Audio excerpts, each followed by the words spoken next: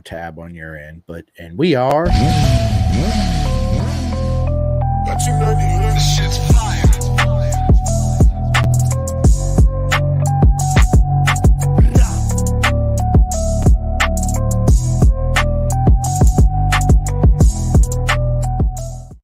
What is up, everybody? Welcome to another live Pin the Gas podcast. And you guys know the deal. This episode is sponsored by Bison. Listen, Jordan, I say this to everybody all the time. Don't buy an off-the-rack suit. There's nothing wrong with them, but for 90% of us, it don't fit you 100% correctly, which hinders your riding and cause arm pumps, all kinds of issues, right? I need you guys to go to bisontrack.com, start your custom suit. You can get the gloves, a chest protector, the undersuit, the whole nine. And it's custom tailor made to fit you specifically. You design it, you choose the colors, the logos, wherever you want to put your name, the whole nine there. Listen, when you meet Rob and Tasha and their son Carter, it'll change you. They are the most proper mega people you're ever going to meet, besides Jordan and everybody else in the paddock. But as far as they go and the way they run their business is absolutely top notch. So listen, everybody, go to bisontrack.com and join the herd. So listen, it's an absolute honor to sit down with my man Jordan Eubanks today on the podcast. What's going on, bud? Not much. What's going on, Chris? Thanks for having me on, man. Oh man, listen, it's absolutely my honor to sit down and have this chat with you. I'm good, man. It's been a busy weekend. Of course, it was 4th of July. So I hope, how was your 4th? Pretty uneventful, actually. My 4th is here. You can probably see some of it. My 4th has been packing my house because it's good old PCS season. So I'm moving over to Virginia here shortly, right after Laguna, actually, at the next round. So next weekend we're gonna pack the Penske and hit the road. Where at in Virginia? Because that's where I'm at. I'm in Roanoke. Right in Quantico, so we'll be pretty close. Okay. Yeah. Yeah, that's Quantico. Isn't that near Manassas? I'm trying to think. I'm not exactly sure, honestly. Yeah. It's more northern, I think it's an hour and a half from DC. Okay, yeah. So right DC's 4 hours for me. Just south, yeah. So we'll be a couple hours apart, but yeah, well, we'll have to actually plan to get together for sure. And yeah, absolutely. Weekend. Yeah, I'm from Texas, so nothing's a long road trip for me. Listen, I've driven through Texas this year, so from California. Yeah. Texas is one of those states you drive through. You're like, are we through this thing? You're 18 hours in the drive. You're like, nope. No. Yeah. You're like, holy shit. Yeah, man. So listen, we have a lot to talk about. Again, absolute honor to have you here. So Jordan, what's your story, man? Where did motorcycles begin in your life? Oh, man. Long time ago. I think I was on a motorcycle by the time I was 3 years old, maybe 4. But I was racing them by 4 and 5 years old. Dirt bikes, actually. Dirt bikes. There we go. My first motorcycle love was dirt bikes for sure. It was actually, we used to live in Maryland. Both of my parents are retired Marines. But while they were still in, we lived in Maryland. And we saw a big billboard for the pros at Budds Creek, the big national motocross track they have there, infamous track. And so my dad took me out to it. And during their intermission show, they had all the little guys on PW50s go through and cut the track in the middle of it before they go up the huge, infamous hill that they couldn't make it up.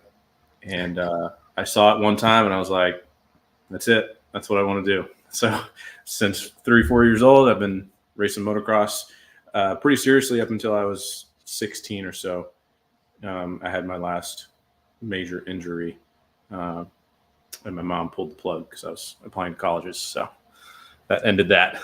And then that's kind of how my whole, motorcycle background. But then from there, the street bikes didn't really get started until 2020, I think it was.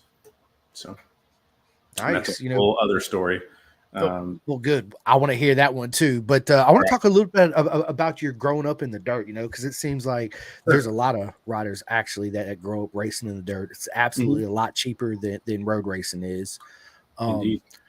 But the risk for injury is quite high too with motocross. It is. Yeah. That's a tough dynamic. And especially now being a parent, it's something that my wife and I have talked about. Well, she bugs me about. I mean, bug in the best way, but we'll what about when Connor and Jacob get this? Are you going to let them do this or that? Or how are they going to do, if they want to go on the street with you, or do they want to dirt bike? I was like, whatever they want to do is the answer for me anyway. But no, that's an interesting point, because you're right.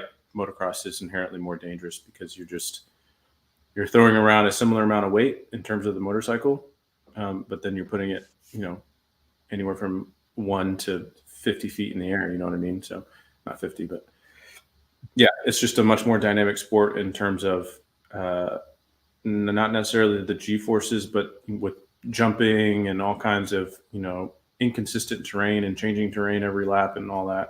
It's a lot different. And to me, a little bit more dangerous than the street bike stuff is, especially street bikes with the right gear and an airbag and stuff like that. Like I've tossed myself off the side of a racetrack, on the street, and knock on wood, got my little TV table here. I haven't had any serious injuries yet with the road racing stuff, but I've broken 9 bones on my dirt bike in the years that I've been riding dirt bikes. The last one that I just referenced, before I was applying to colleges, I snapped my tib fib in half and tried to run off the track, and my ankle came up to my knee. No kidding. Yeah, that was a tough one. It's got a plate and 6 screws in it still, and it still bothers me to this day. Every time I run, it hurts. So it's a lot of those injuries, both wrists, tib fib, finger, humerus. Just and a few concussions on top of that. And I wasn't even, I got up to like a pretty good C-class novice rider, trying to make it to Loretta's. That's when I snapped my tib fib, the Loretta Lynn's Amateur National Championship. So I wasn't even that fast. I wasn't even like considering becoming a pro or anything like that in moto, but people, kids, adults alike, break bones all the time. It's just one of those sports that, unless you're my brother who like bounces or something when he falls, he's got a bunch of weird injuries, but nothing. He's hardly ever broken anything. Lucky guy, but yeah, it's definitely more dangerous. It's we always have that one friend that bounces oddly that don't seem to hurt themselves like we do. Because I know when I bounce now, I don't bounce. I come to a dead stop, and we don't bounce and recover from injuries like we used to. No, we don't. No. Dirt bikes, though, it's an awesome sport. It teaches you so much that you can transition into the pavement. Yeah. And it's something that a lot of kids grow up doing and riding. I know I grew up riding dirt bikes. I didn't, race or anything like that. I just love to ride dirt bikes and through the trails and, learning how to ride wheelies and stoppies and try to emulate Jeremy McGrath and all them guys back in the day. Was never into, let's say, stunt riding like Travis Pastrana and them are, right? Which they're just they're a different level when it comes to that. But I always thought that if Travis Pastrana got on a road race bike, he took it serious, he'd be pretty quick for sure. Absolutely. He's, the wonder kid for a reason. Anything he touches, he's just got that natural ability, whether it's a rally car, a dirt bike, a BMX bike, whatever. He's also the one infamously saying, I have the willingness and stupidity to do or try anything. That's just kind of how that guy ticks. And it's interesting having kind of grown up with him, even though he's, older than I am, but kind of watching his career progress and kind of showing how inherently dangerous motocross is. That's what he has made his living off of as a foundation, in addition to all the other things he does, Nitro Circus and whatnot. But it's been interesting watching his, I won't even call it a decline, but his maturity into his career of how he's having to take care of his body now. That's held together with zip ties and duct tape. Like that dude has broken every bone in his body, and that's almost a true statement.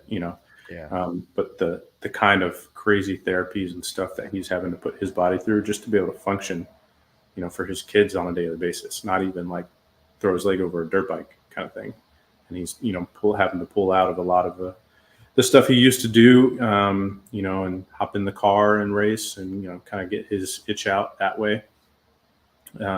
It's been interesting and kind of like a lesson to everybody and all of us that like to throw our legs over these crazy death machines, that it can't go on forever, and you got to take care of yourself and your body for the long term. So Yeah. But when you're living in the moment, you don't think about 10 years down the road, 20 years down the road. You're like, I'm living here. I'm here now. Let's Nope. wing it. Right. And I Not when that never guy goes forget by you. Yeah.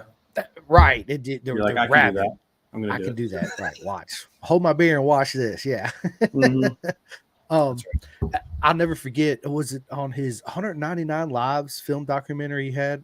If that's what it was called, I think it was something like that. Anyway, he wakes up in an airplane with no parachute. He jumps out the airplane with no parachute, and I was like, dude, this dude right here has the biggest set of balls I've ever seen in my life. He drinks And his I Red love the Bull. Isle of Man TT. Yeah, Red Bull just jumps. Red Bull gives you wings and just leaps. And I was like, Yeah. whoa, what are you doing?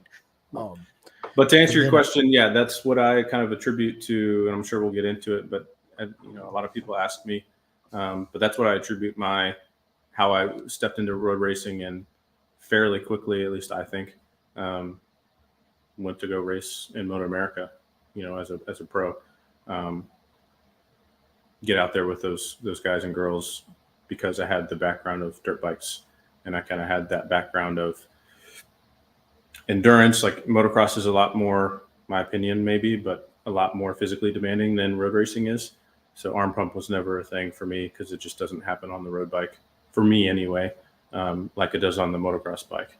You know, you stop riding your dirt bike for a month or more, and you're toast the next time you go out. You do 2 hard laps at your race pace that you can do, and you're absolutely smoked. You can't hold on to the bike anymore. So it's a lot more physically demanding, and just the bike mechanics and the bike control and just the same exact inputs and clutch and brake and rear brake and geometries and how the weight shifts on the bike, feeling traction and tractive limits with your butt and all that. Like that's all kind of the same thing on the street bike. So it all transitioned pretty easily for me, and I picked it up rather quickly. So once you mama pulled the plug on the dirt bike scene, did you immediately was like, I want to go road racing now? And your mom was probably like, right? No, not at all. So when she pulled the plug, I'm going to keep digging on my little brother because I love him to death, but I also hate him in the best ways. As soon as she pulled the plug, that homie got like 4 dirt bikes. He had like a practice bike and a race bike for 125 and 250 class. And he's way better than I am on a dirt bike, and the dude can fly. He's still riding pretty regularly, and he is a local pro. So he's usually like the fastest guy at any given track he goes to local in Texas. Anyway, yeah, so there was a big hiatus between, you know, I would come home on holidays and when I was in college and whatnot, and ride with my brother, hop on one of his bikes, and we'd just go ride practice days and stuff. I did like a race here and there, nothing crazy. And then back to school. And then once I joined the Marine Corps, same kind of thing. I've held on to this dirt bike, you know, kind of once my brother started slowing down and he went to college. He's 3.5 years younger than I am. Once he went to college, same kind of thing. You know, we sold a bunch of the stuff, but he kept the bike. They gave me this bike, the 250, and you know, I just kind of ride it recreationally when I can, and when I meet buddies that also ride, you know. But nothing serious. I haven't raced in a really long time on the moto bike, unfortunately. But yeah, long hiatus between about 2016, 17, and really 2020 when I bought my first street bike on a whim, which was to go to work and back and save some gas. You know, it was an old 2005 Honda CBR 600 RR. Nice. Really fun bike. Love that bike. I actually still have the front fairing sitting over here in my garage, moving it to my next place with all my old track day stickers and stuff. But yeah, I just got it to go to work and back, and then noticed the fork seals were leaking, and that something I couldn't do. I try to do all my own work on my bikes. And so I took it to a local shop in Jacksonville, North Carolina, where I was stationed at the time, and went to Ready to Ride, the local shop there, and unfortunately for me and my wife especially, ran into Ryan Snooks, who I knew you've had on the podcast before, the legend himself, and it was all downhill from there. Yeah, Ryan's a good friend of mine. He's an absolute legend, and He's the man, yeah. Yeah, I love seeing him and Lit Logan and his dad Scott and all them there at the Moto Eddie, America everybody rounds. else. Yeah, they're all Yeah, cool it's people. always hugs and loves and it's man, that's what I love about our beautiful circus. That's what I call it, Jordan, because it is. That's right. We actually have a comment up here from my buddy Andrew Davis, which is an absolute up and coming legend too. What's up, Andrew? He says, fellow service members, salute. Thank you for your service, brother. My pleasure. My pleasure. Yeah, man. So, when you transitioned into Moto America, obviously you had to do track days to accumulate enough points to get your Moto America license and all that. Was that Well, something you had in mind to begin with? Once you bought a track bike, you're like, hey, I want to actually race in Moto America. And no, this whole thing happened. I won't say on a whim, but I'll try and step through it as quickly as I can. I can be long-winded sometimes, but no, you're good, man. Take your time. it's a podcast, right? Yeah, it's your story, man. Yeah. No. So back to Ryan. So we got to talking. He was fixing my bike. Eddie was fixing my bike. Actually, I think he actually did my force wheels, Eddie K. And big shout out to Eddie. Yeah, Big Ed. Yeah. Fixed the bike. We got to talking. Motocross came up because I saw he had a couple dirt bikes in the shop, and I was like, "Where do y'all ride around here and whatnot?" And he basically just invited me out to an N2 track day. So I was like, "Cool." Did some research.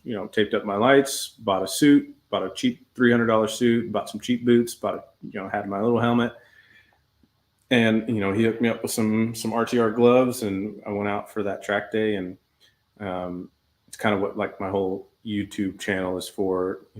No cloud or anything. It's like my own personal archive just to see where I've been, where I've come from, and I've got videos from that first track day to parking lot practice and all that. So I went to a parking lot, put my knee down in like 5 minutes. That's just me watching videos and knowing how to ride a motorcycle, at least basically, and just went for it and got my knee down. I was like, all right, let's do this track day. Went out to, in the novice class, and pretty quickly was fairly bored in the novice class. No offense to the novices out there. We all start somewhere, and I definitely did too, putting around the track, trying to learn my way around. And then I think within like a track day or two was in the intermediate class. And then a track day or two after that was in the advanced class, riding around with Ryan and Tyler and Ed and everybody else, and Logan, on his little 400 out there smoking everybody. Right. And it just progressed from there. And I think once I hit the advanced class, of course, here comes Ryan again. Hey man, you should go race. And I was like, hey man, all right. And that was the end of that. So I started regional racing, got my little yellow plate on the bike, and got my track fairings and my little rattle can spray paint job, and started racing, and had a full season as a novice in 2020. I got second in both the classes, I think 600 Superbike and Super Stock with Wera, and just had a ton of fun. But then, was getting smoked by guys on newer gen R6s and ZX6s and whatnot. And my poor slow Honda was just like fighting to stay alive. I'm like burning my brakes into every corner, trying to make up time, that kind of thing. Working on myself as a rider, like coming from moto, like I know how much it's the rider and not the bike. People hopping on big old 450s and whatnot, instead of like ringing out a 252 stroke or a 125 and learning how to actually ride a bike, not just relying on the power. So I was pretty tentative to getting a new bike, and that's why it took a little while for me. But then, once that novice season was over and I got my letter in the mail from Wera saying, hey, you're going to go to expert next year, I was like, all right. Worked out with Ryan, got a bike from his shop, 2019 ZX6R, much better bike than I had before, and went to town on it, removed the engine myself and stripped it all down. And of course, Ryan comes here comes Ryan again, like, here's your email receipt, bro, here's everything you need. I just need, 5, 6, 7 grand. I was like, yeah, let me, get on my knees to the wife, and that's it. Please, bought the whole laundry list of stuff. Yeah. built up like my dream 600 at that point. And man, that bike ripped. And actually another RTR buddy, DeMonte has it. And did didn't even do an expert season because I had a deployment in the middle of that, of the bike being built. And just more, kudos to the RTR guys. It really is a family. Like I was gone on deployment and my bike sitting there almost finished with new race fairings on it, but unpainted. And by the time I got back, they had taken them off, painted them for me, put it back on, installed the fairings and everything. It was just good people. But yeah, I didn't get the chance to race it before I left North Carolina when I had to move here to Monterey in California. But it's interesting you mentioned working up accumulated points for Moto America. That was never really on my radar, even though I knew about it. I had only done one expert race, and that was here in California with AFM. Still to date, actually, I've only done one expert regional race. So I have little to no expert points built up for Moto America. But in the middle of my first year of school here, which is what I've been doing here at the Naval Postgraduate School, I got a call from another buddy that I knew from track days on the East Coast, and Kari Ford. He had been racing the hooligan class with Moto America the last year or two, just having a good old time. It's kind of like an exhibition class to get amateur expert racers into the pro scene. And he's like, hey, man, I signed up for the season. I'm going to get fined if I don't put my team on the grid. I can't make the West Coast rounds logistically. Will you race the bike at the Ridge and Laguna if I send you the Indian?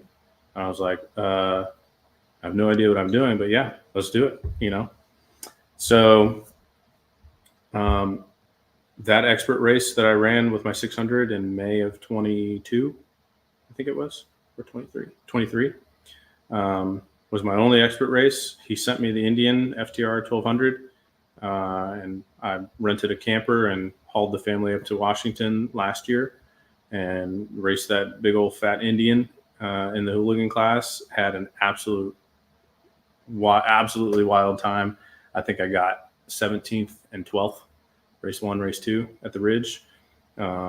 Qualified for the grid, my first pro race. It was just super awesome, because I'd taken the family to a couple of local Moto America races just to watch. And, I never I kind of had a small dream to like, hey, my ultimate goal, because I was running 600s my whole road racing career, was to make a Moto America Super Sport grid.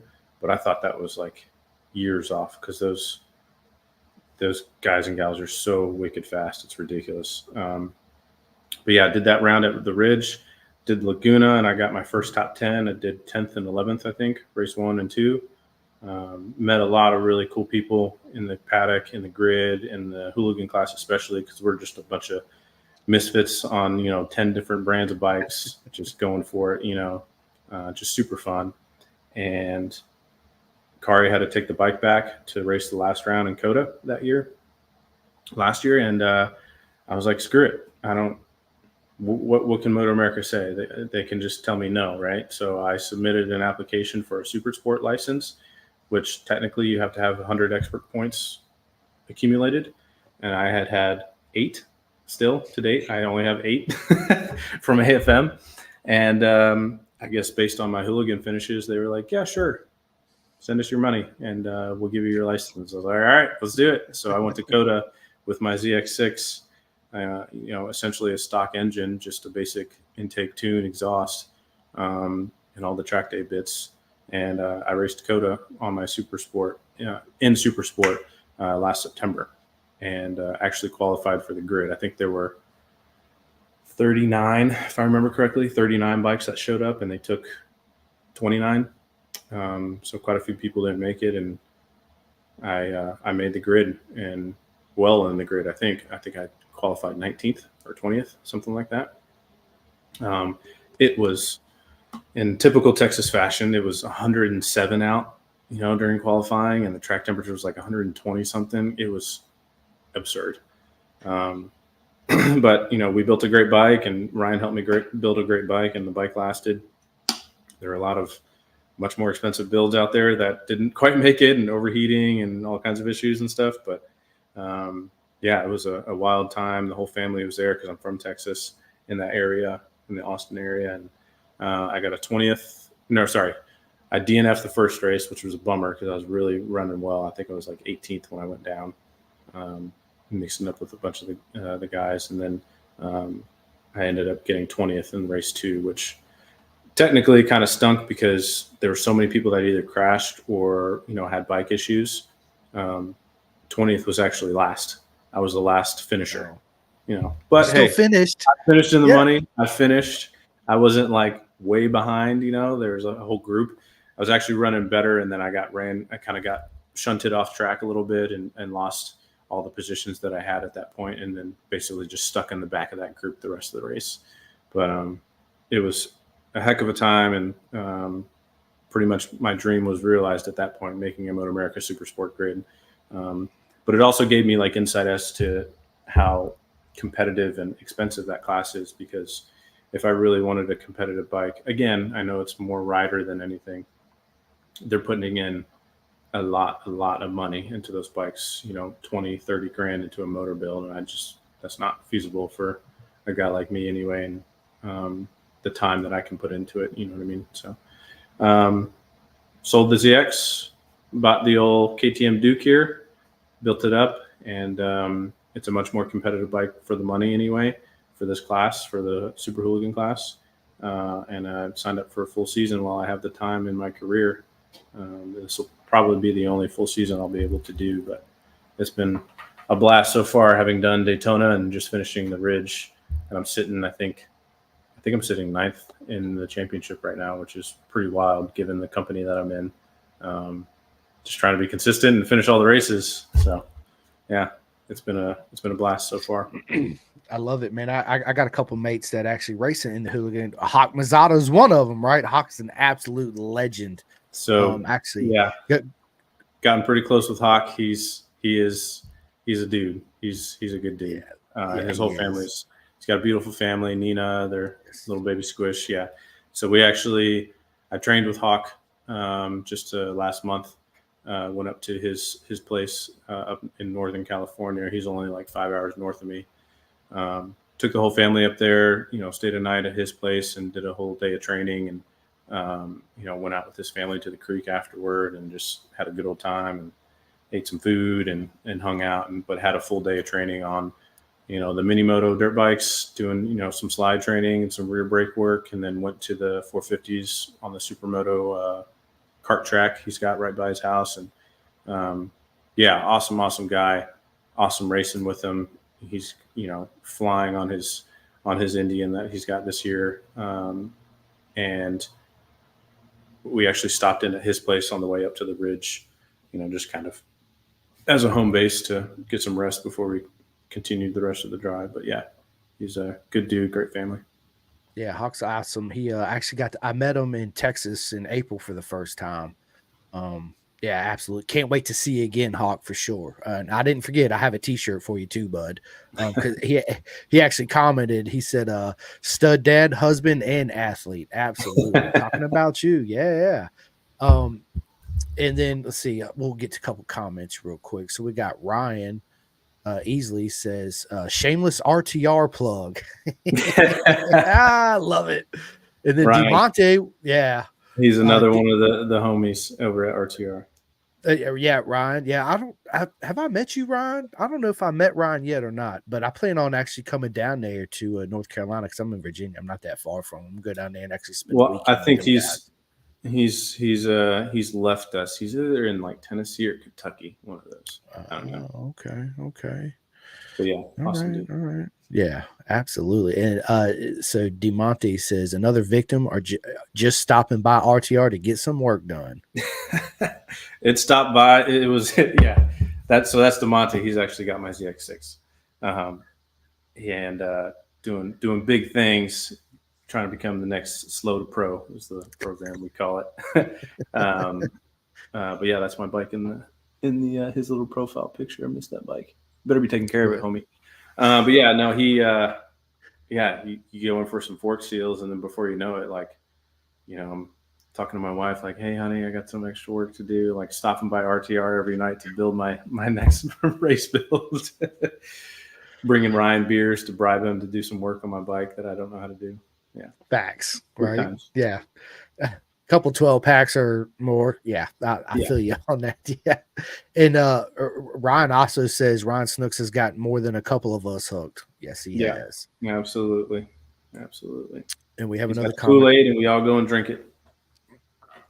That's it. And it's the good Kool-Aid for sure. Mhm. Best, I'll tell everybody, it's the best drug in the world. It's the best addiction to anything in the world is two wheels. Nothing like it. It's the only thing that frees me of everything else that's on my shoulders while we're here on earth, if that makes Mhm. sense. You know, I feel like I'm free from everything. And nothing even comes close at Mhm. all.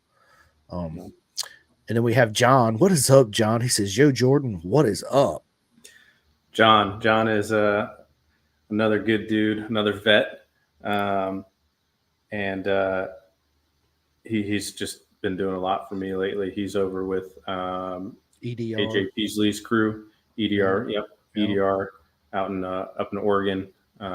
Just great guy, always willing to help. Got my bike straightened out when I sent it careening off the road lap 2 of the practice in the Ridge just this past weekend. But yeah, just really, really good mechanic, knows what's going on, really specialist in the 890 Dukes, knows pretty much everything about them. So he's helped me out a lot this year, just getting my bike kind of dialed in. And yeah, not to mention AJ. I mean, dude's a world-class rider, racer, and just trying to get on his back wheel and follow him around and have him show me some things. But yeah, it's been a fun season so far.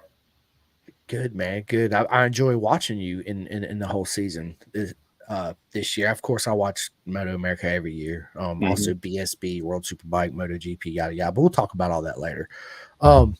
Yeah, John, I actually had a couple phone conversations with John. He's a really cool guy. I actually have the 2008 Ducati 848 EDR race bike in my garage.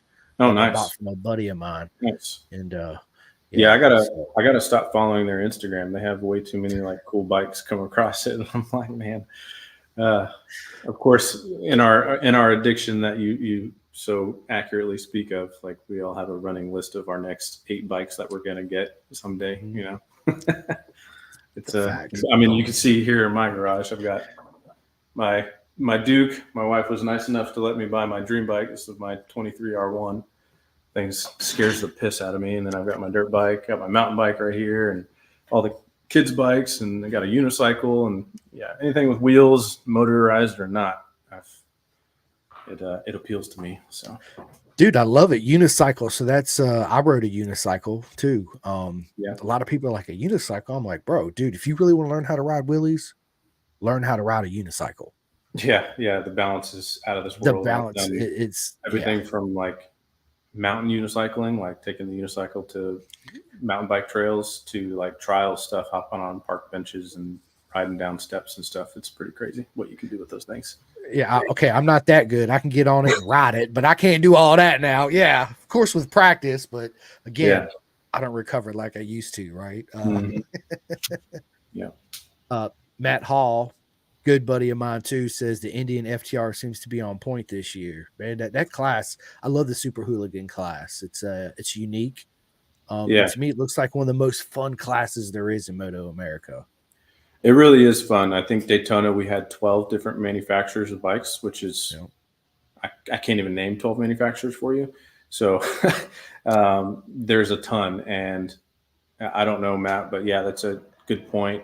And a little bit of insight, if that is interesting to people. Like, no, this is in no offense to Kari. Like, he gave me my whole start in professional racing by giving me his bike and saying, hey, go race it on the Moto America grid. So but that's what drew me to the Duke. Is out of the box, it is a lot better and easier platform from the manufacturer to turn into a race bike for the hooligan class. The Indian FTR is not so much. Those things take a lot of work to kind of get the weight down. I had to weigh it at Laguna last year because I got second in the B, the slow group, second in that qualifying session. So they automatically take the first couple or whatever for weight.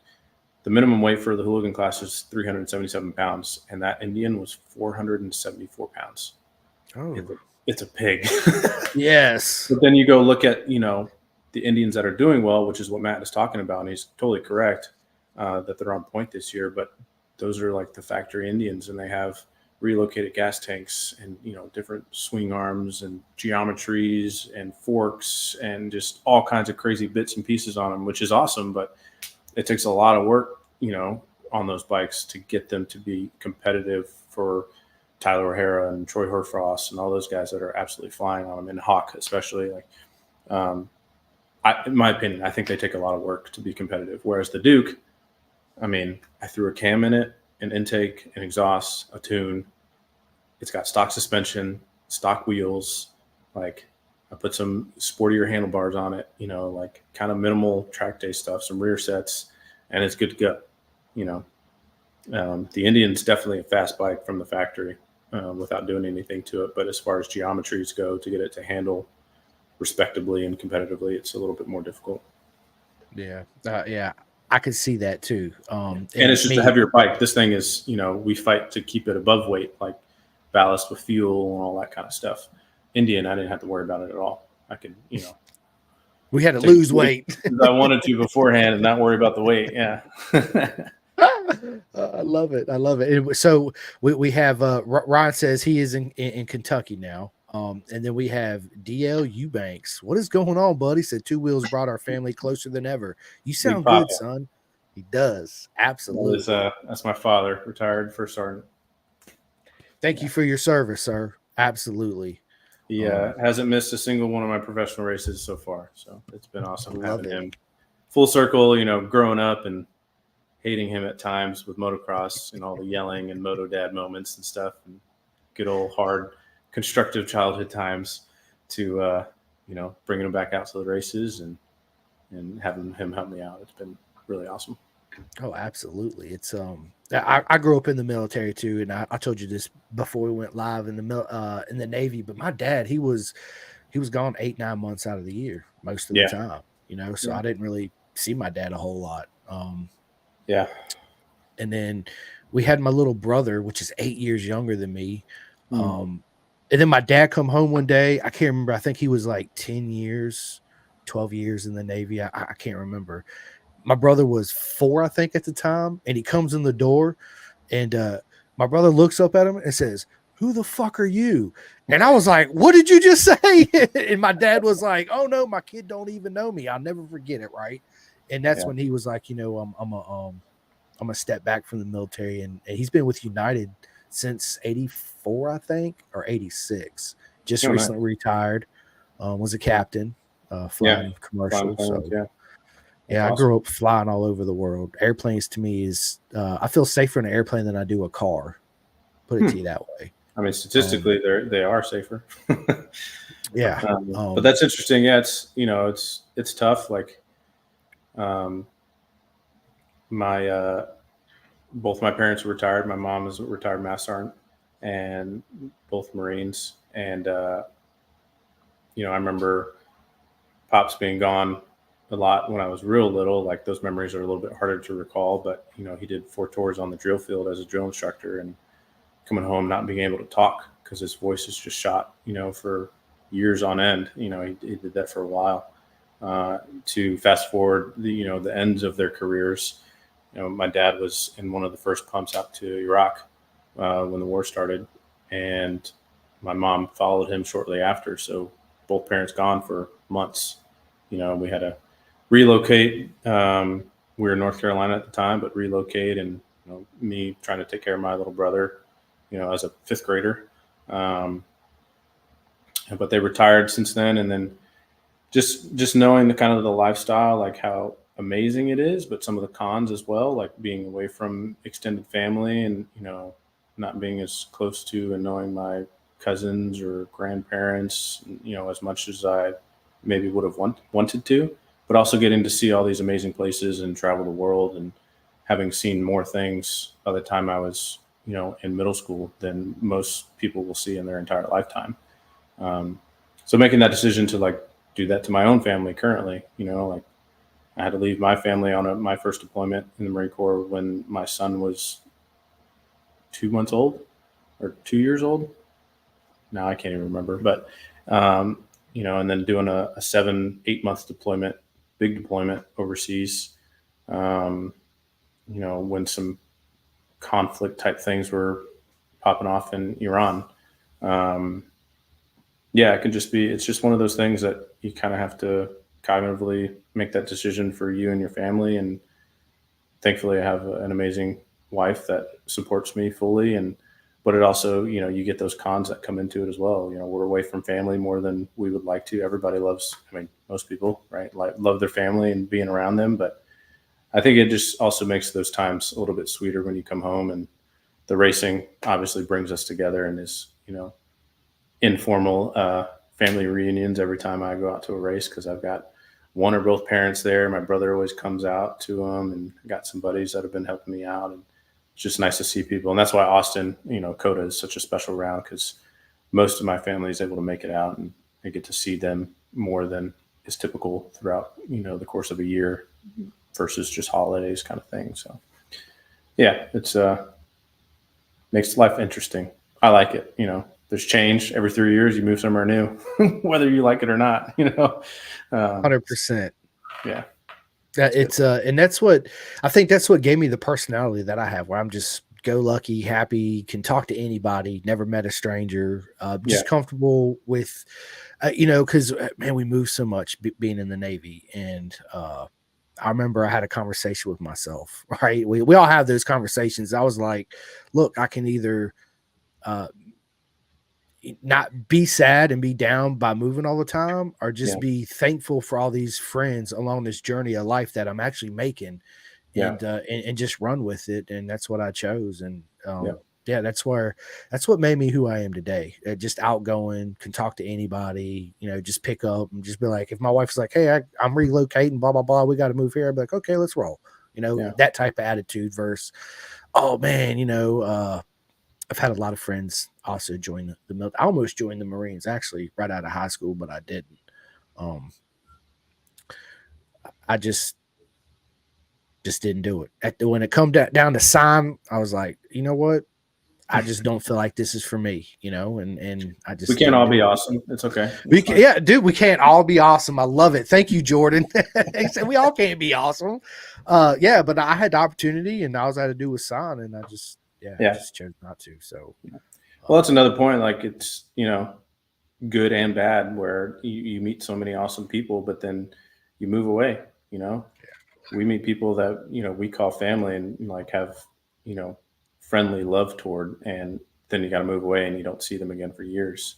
But again, it makes those times you do see them even sweeter. Like, it had been 2 years since I had seen Ryan and all the RTR guys, but then we went to Daytona this year, and it was just like abundance of joy, like seeing all these guys again, and these people that I call family anyway.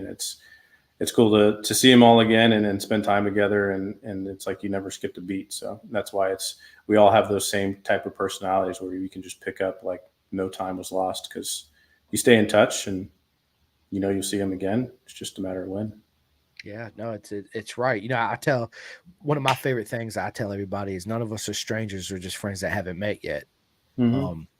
And another thing I try to tell people too, that I like to say anyway, is challenge everybody, even those that are listening. Every day, it's hard when we get busy, day-to-day life, just life happens, to stop whatever you're doing and enjoy the moment, whether it's for 1 minute, 5 minutes, 30 seconds, whatever it is. If you're at work and you're deep in the suck, enjoy that 30 seconds, right? You've got to.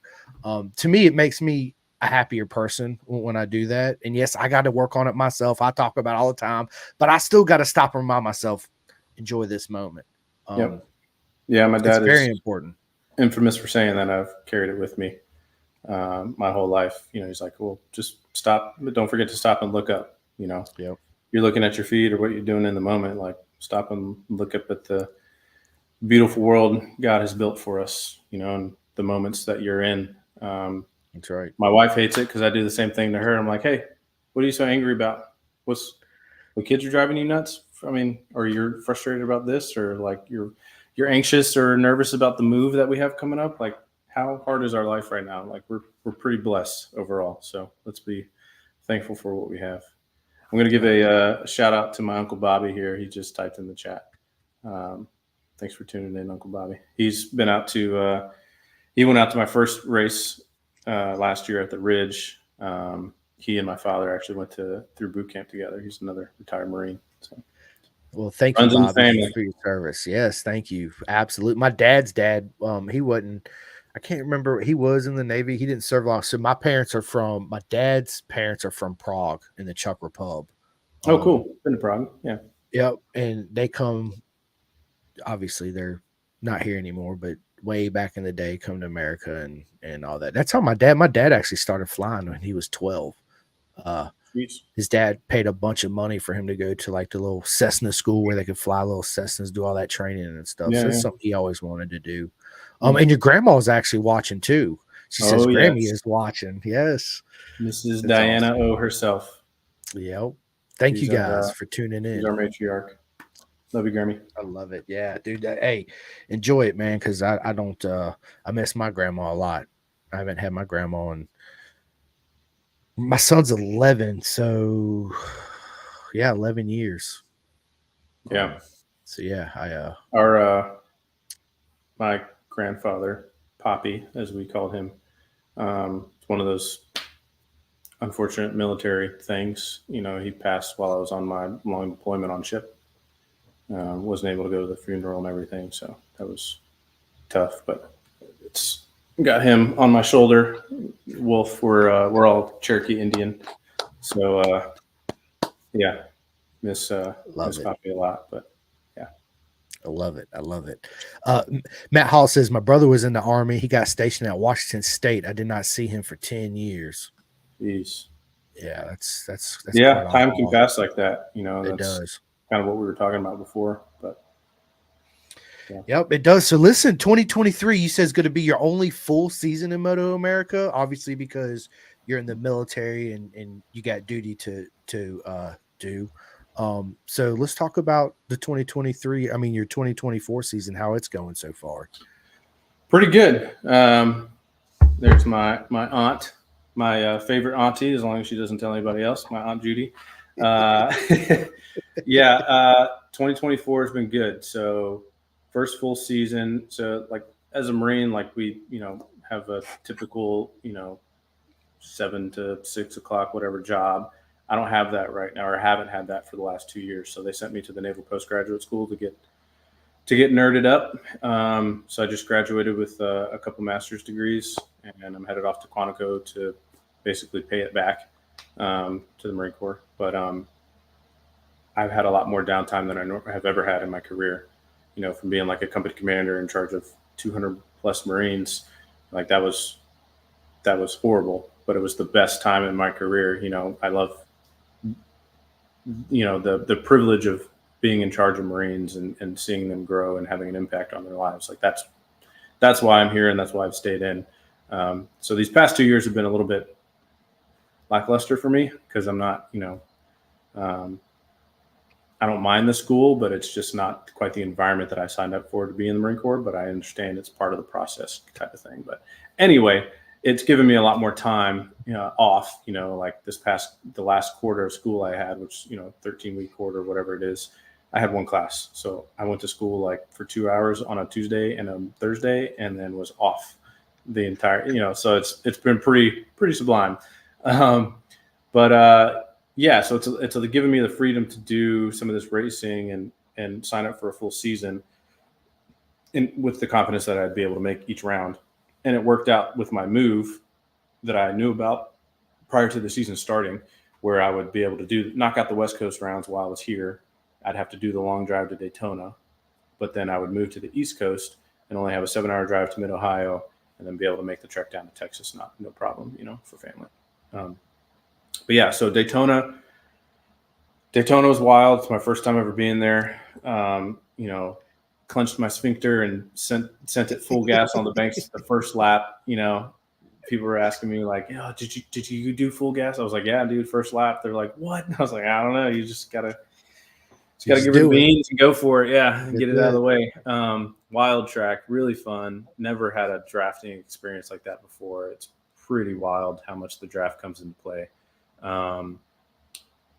The entry list for Daytona was insane. Niccolo Canepa, a bunch of the guy, from Europe coming Peter in. Hickman, Oh man, Richard he Cooper. was class, thankfully, but yeah,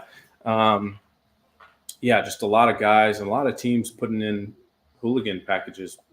Building up hooligan bikes for their riders to get more track time or just to have another class that their team can represent in for sponsorships and whatnot. So we had like Dominic Doyle, another good buddy that I met on the East Coast.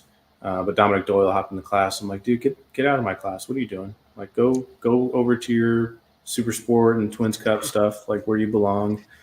But yeah, it was a really good time. I ended up, unfortunately, there was some attrition in that race. My good buddy Andy DeBrino went down and had to go by him, facing head down on the bank, not moving, trapped under a barrier, like just horrible stuff. That first red flag in race 1. Thankfully, he's okay, and he'll be making his return here soon, healing up from his injuries. But yeah, I ended up with some attrition. Ended up 7th, 8th. Was that 8th? 8th place, I think, in race 1, and then I got a 12th place in race 2 once everybody from race 1 was up and made it after that first red flag. And then the Ridge was our second round that I just got back from. Like I told you, it was a career best 7th and then another 12th in race 2. So really fun racing so far. Looking forward to Laguna. I think I'm a little bit stronger at this track. Fortunately, it's like 4 minutes from my house, which is pretty wild. Haven't been to the track as much as I would have hoped, but it's because it's like living in Texas and going to Coda. Like it's like $500 plus for a single track day. It's just so expensive. So been there plenty of times, but haven't actually ridden it too many times. But yeah, I had a pretty good showing last year. Like I said, on the Indian, was able to get my first top 10. Obviously, there's different people in the class now, but I'm hoping to put a good showing in for Laguna. I've learned some things since then, gotten a little bit better on the bike, and just gonna try and put her in there again. So we'll see. And then Mid-Ohio's new to a lot of people because it hasn't been on the calendar in years. So I've definitely never been there, but pretty historic track from what I've gathered. It's cool watching all the old races and Matt Mladen and Yates going around and all those kind of guys. And then Coda, loved Coda. Only ridden it the once last year. It was my first time on the Super Sport. So I think I have some pretty good track knowledge from, that racing around last year. So I'm hoping to get the Duke back up to her speed limiter again on the back straight, and just like we did at Daytona, and see how it goes. But yeah, the bike's been pretty solid so far, and just trying to be as competitive as possible. Absolutely proper mega, man. Your season's been absolutely amazing so far. As I said earlier, I've been watching it. Of course, when I reach out to everybody, I pay a little bit more attention to the guys that I'm having on the podcast, right? Because I want to. Yeah. Also, I get asked this a lot, and I know people probably tired of hearing me saying this. They ask me who my favorite racer is. It's all my friends that race in any organization, whether it's BSB, Moto America, ASBK, World Superbike. All my friends, you included, Jordan, because we're friends, right? And Yeah. I'd rather support you guys than go out and buy a Pedro Acosta hat or a Jack Miller hat. Not taking nothing away from them guys, but yeah. I don't know them personally, right? It'd be different if I did. So I appreciate that. It's been the same for me. Like I was a fan first before I even started racing. So, cheering on guys like Logan Cunnison, like, yeah, I'm going to watch the junior race with my eyes glued to the TV because I know that dude. I did an endurance race with him, and like he's a little punk little kid that goes faster than me, but hey, I'm going to support him. They're good people.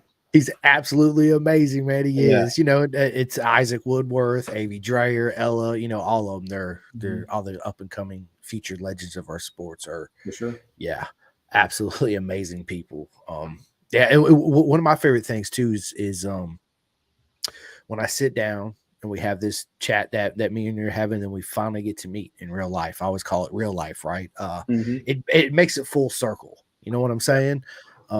Yeah. So I can't wait. Hopefully, are your parents going to be there too in Mid Ohio? We'll see. Okay. Yeah, we'll see. We'll see. I'll try and convince them to make it out to that one. Yeah, absolutely. Be an honor to meet them too as well. I've never personally been to Mid Ohio. Of course, I've watched AMA and then DMG and then now it's Moto America. So I'm very familiar with the track. And who can ever forget Aaron Yates and them dragging their elbows at Mid Ohio? This is way back in the day, right? Yeah. Since they repaved it, I've heard a lot of good things about it. So I'm excited to go. It's coming up quick. August 15th through the 14th through the 16th, I think, off the top of my head. That sounds right. Yeah. Yeah. So listen, guys, if you guys are going to be out there, stop by, tell Jordan what's up, give him a big old high five, show all your love and support, as well as just got my posters made. They're a little late, but yeah, I just got my posters made. So you got any with you on you right now we can see? Yeah. Where are they at? Like I said, my garage is all a packed mess. It's okay. Trust me, I grew up in the military. I know. There we go. And that's one thing I'm good at too, Jordan, is packing. Oh yeah. I'm a little professional bit OCD packer. at heart, so yeah, it's a bunch of Tetris and making it look neat, even though it's just getting thrown in a truck. Right. Absolutely. There we go. Look at that. I love it, man. I love it. It's a good looking poster. I'm gonna need one of those. Oh, absolutely. I got 200 of them, so I shouldn't run out. I got some stickers too that I'm actually gonna send you in the mail. So I've got. You're moving. You'll have to give me your new address. Yeah, I'll send it to you. I've got my little number plate stickers too. Andy DeBrino whipped these up for me, so love it. Plenty of these to hand out to people as well. Absolutely, good stuff, man. Good stuff. And Matt Haas says, dude, that banking looks gnarly. It does. That's one track I've never been to. Neither is Daytona. Well, I take it back. I obviously I grew up in Florida. My dad being in the Navy, we lived there for a while. I've been to the track, just never seen motorcycles go around the banking, right? And when you see it in real life, you're like, holy shit, it's literally crazy. Well, it's a crazy for you and Matt, like we pulled in there and how they load in, we load in every Thursday prior to each weekend. They have the whole Motor America organizes all the rows and you line up according to team and all that. But we pull in and go along the banking, the bottom like skirt of the banking to get into the pit area. And dude, we pulled around that corner and that banking was like at a 45-degree angle above my truck. And I was like, no, let's go home. There's no way. Yeah, it is wild. And then coming around it for the first lap in practice, it's just like, no time like the present. Let's just get it done.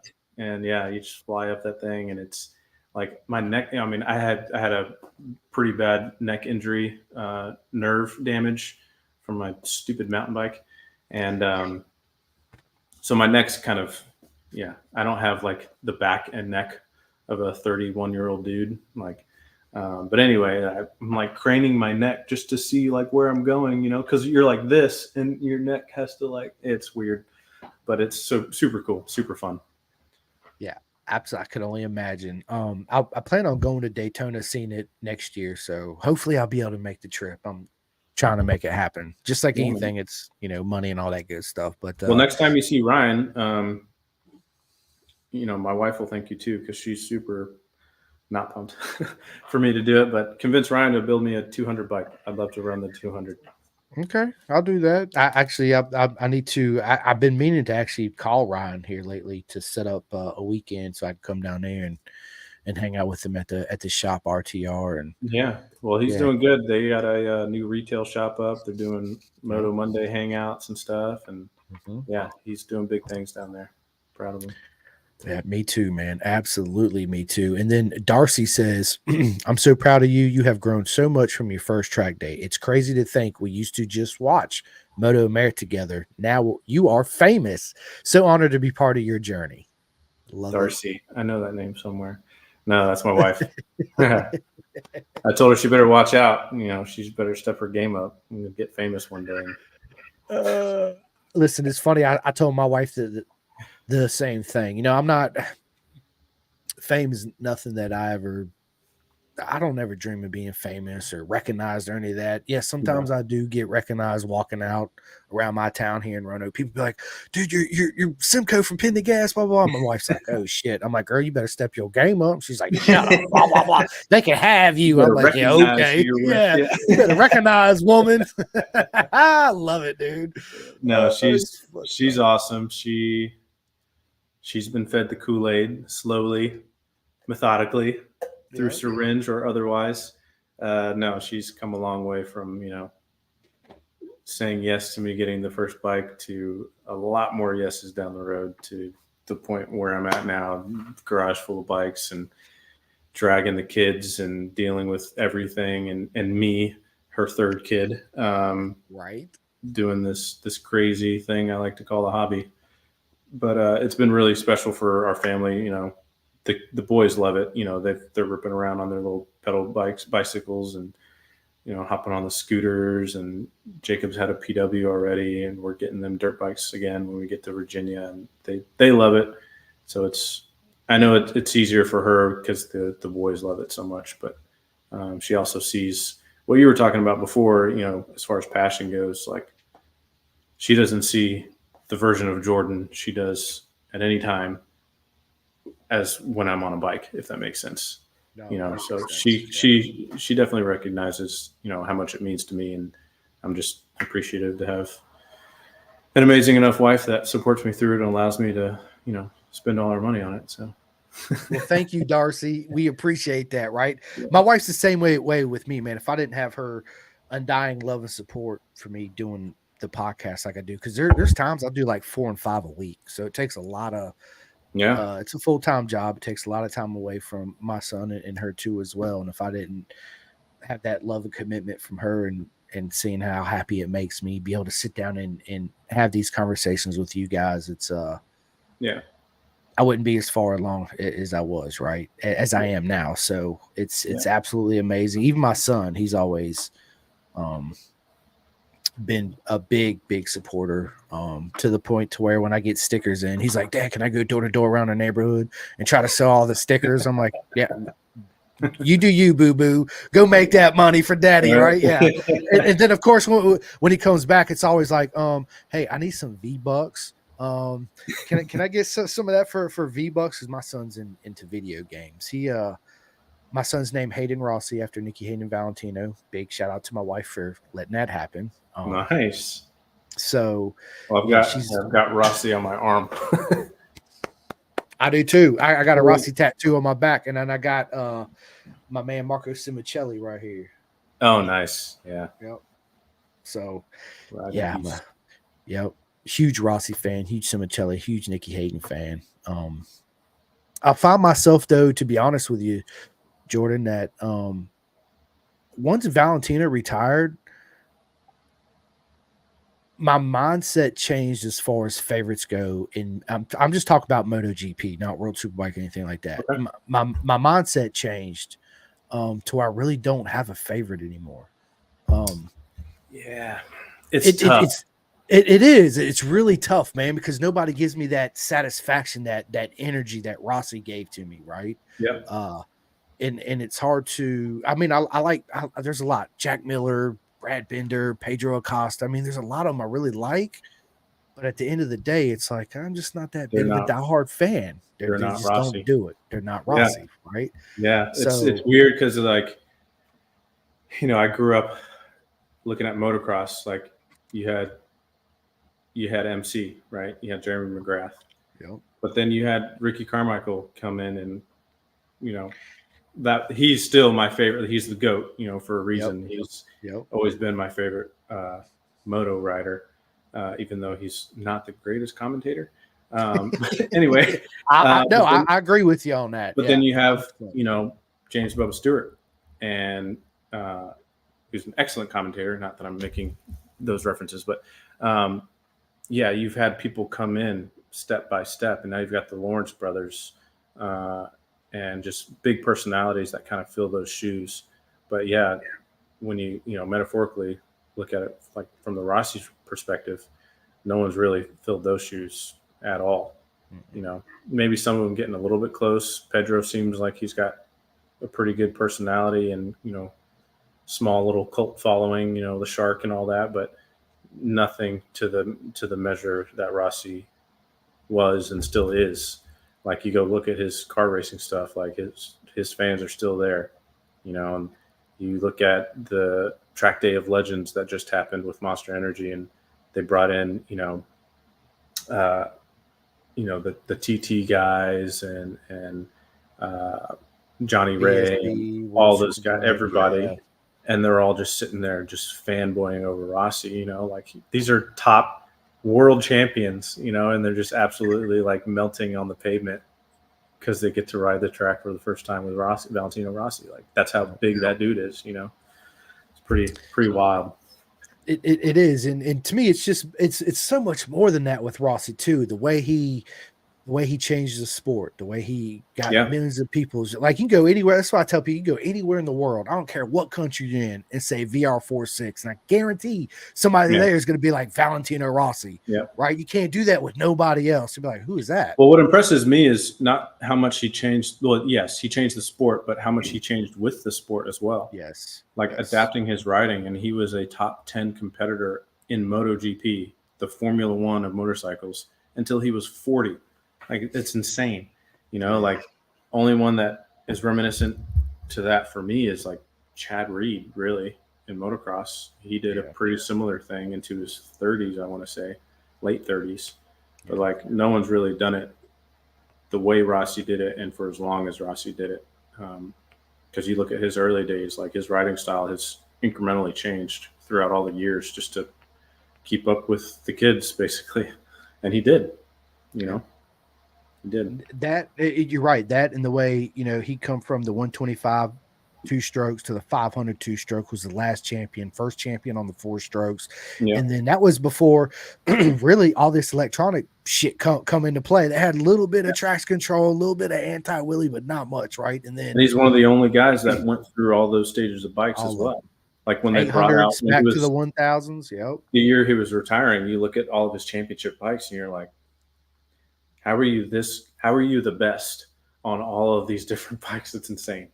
You know, it's pretty cool. It is pretty cool. Absolutely. So you yourself, you watch do you watch BSB, World Superbike, all that stuff too?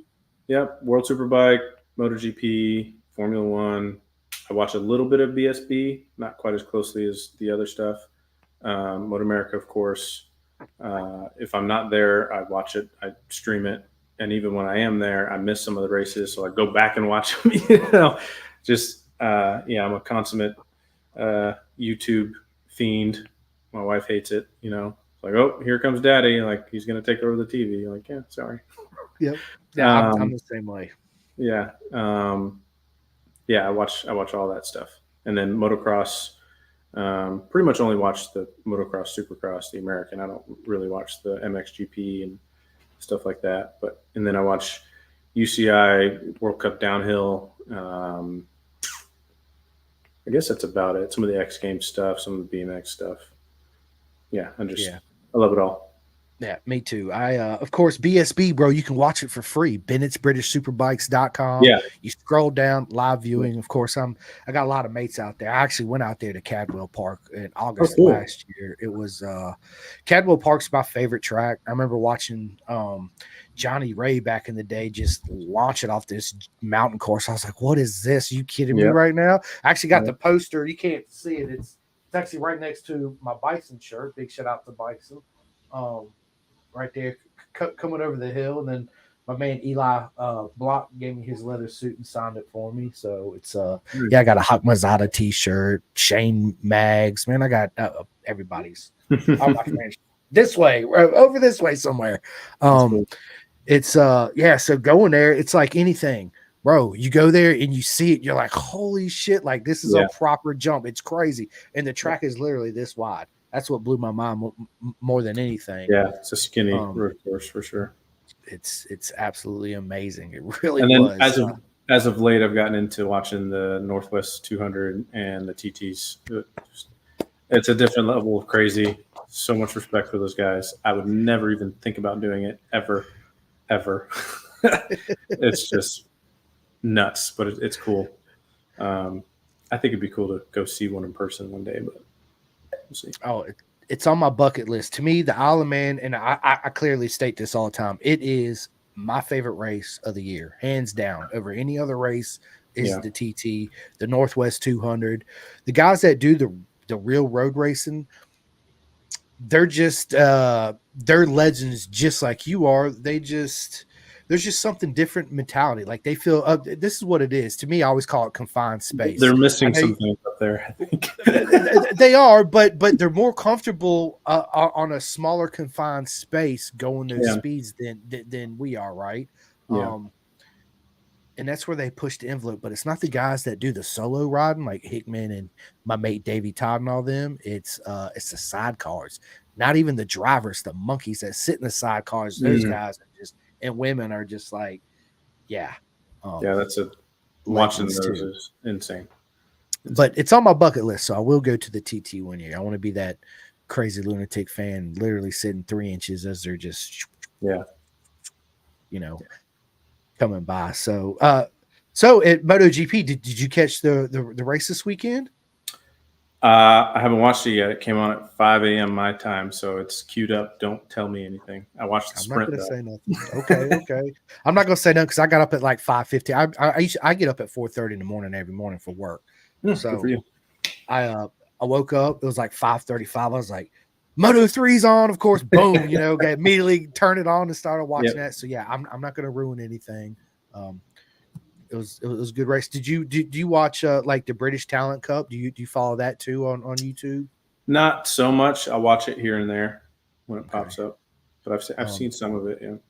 Our boy Julian Carrera. I know you heard of Julian Carrera. He actually, started 13th and ended up 3rd today. Got a podium from 13th. Nice. So yes, big shout out. I was bummed to see he didn't get. I think it was fairly recently he didn't get picked up for the Red Bull Rookies Cup, but I know he was right there. So he's going to make it. He's going to make it. It's just a matter of time.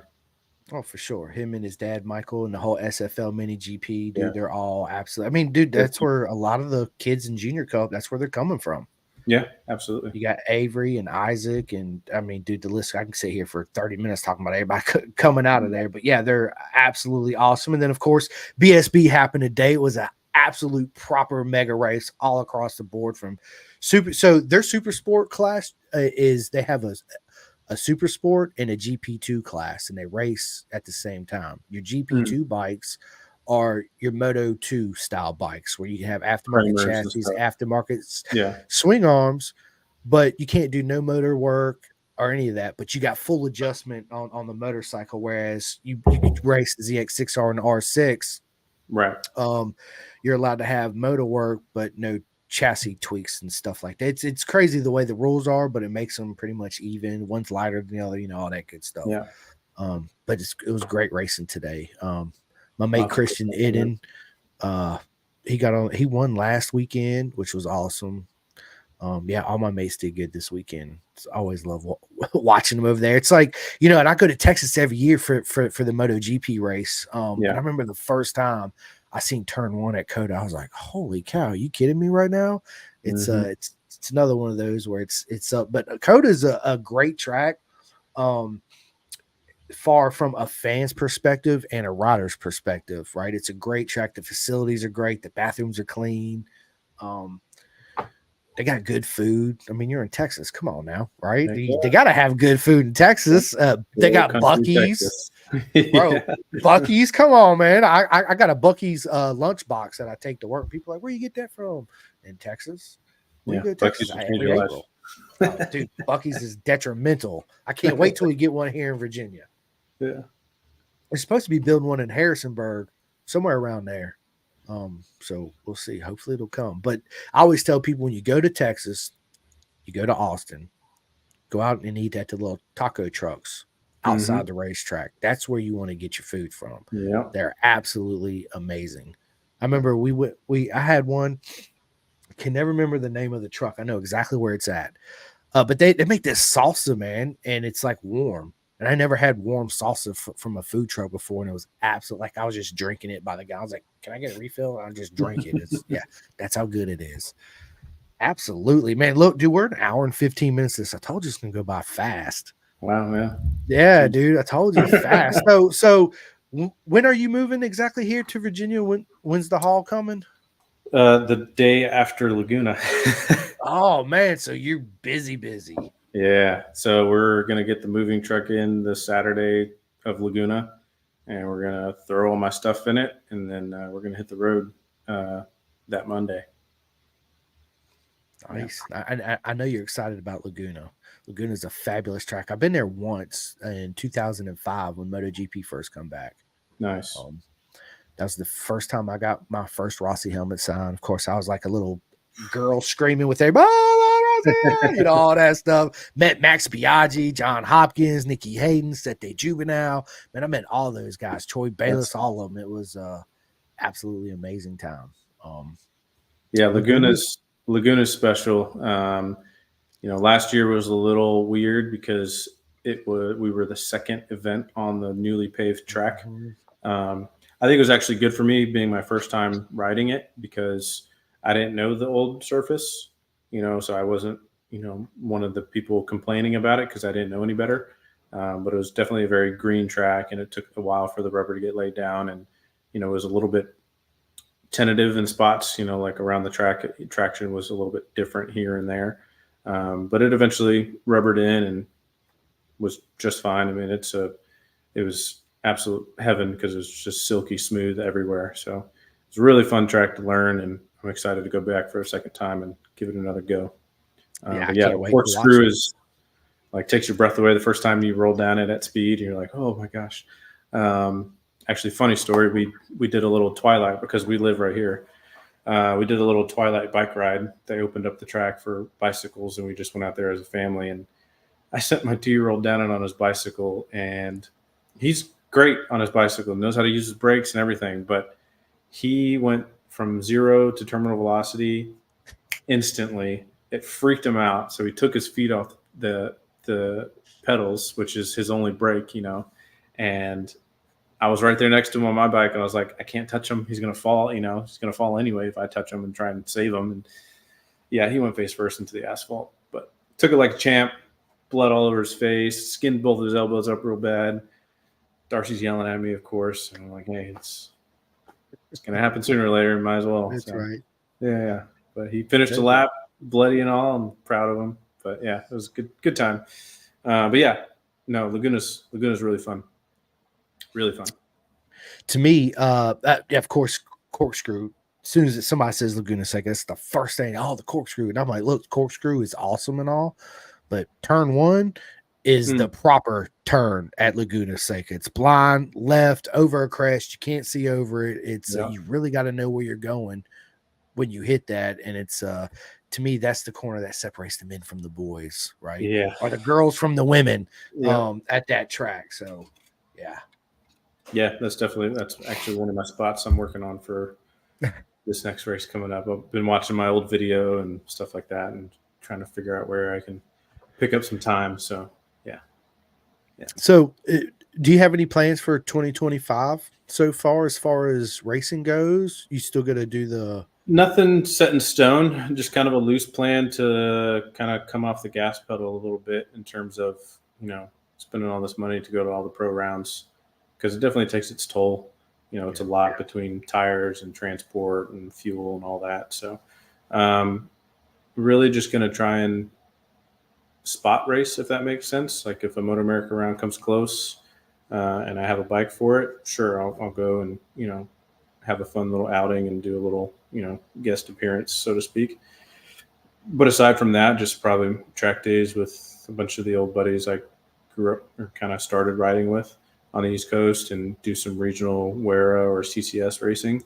But aside from that, just kind of scale it back a little bit and get some more family time in. And really, I got to see how my next job is going to be, what the workload is like and what my day-to-day is like. But no more, probably no more full bore seasons of Moto America for a while, at least. Yeah. We'll Well, see. the cool thing is about being in Virginia, Road Atlanta's 6 hours, New Jersey 6 hours, Mid Ohio's like 6.5 hours, something like that. Summit For, Point. yeah, Summit Point, dude. There's all kind of Virginia International Raceway is an hour and Yeah. like 20 minutes from my doorstep, which I Yeah. really hope Moto CMP is America not that comes far. back. CMP's not that far. The one, yeah, over there in North Carolina. NC There's Bike. NC Bike. There's a lot around me.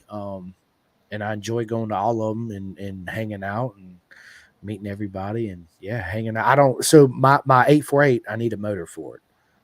Oof.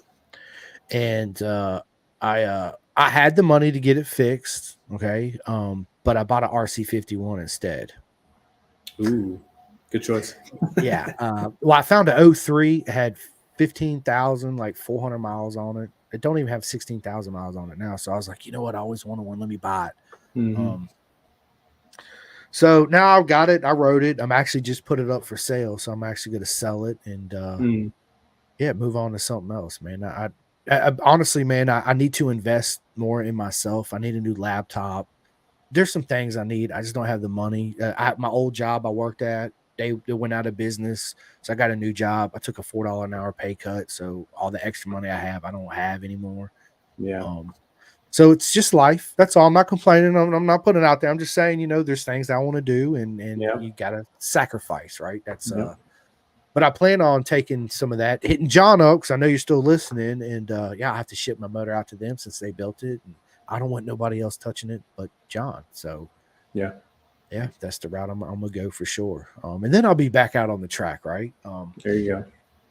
So do got a custom suit coming from Bison, which I can't wait. Super ecstatic Sweet. about.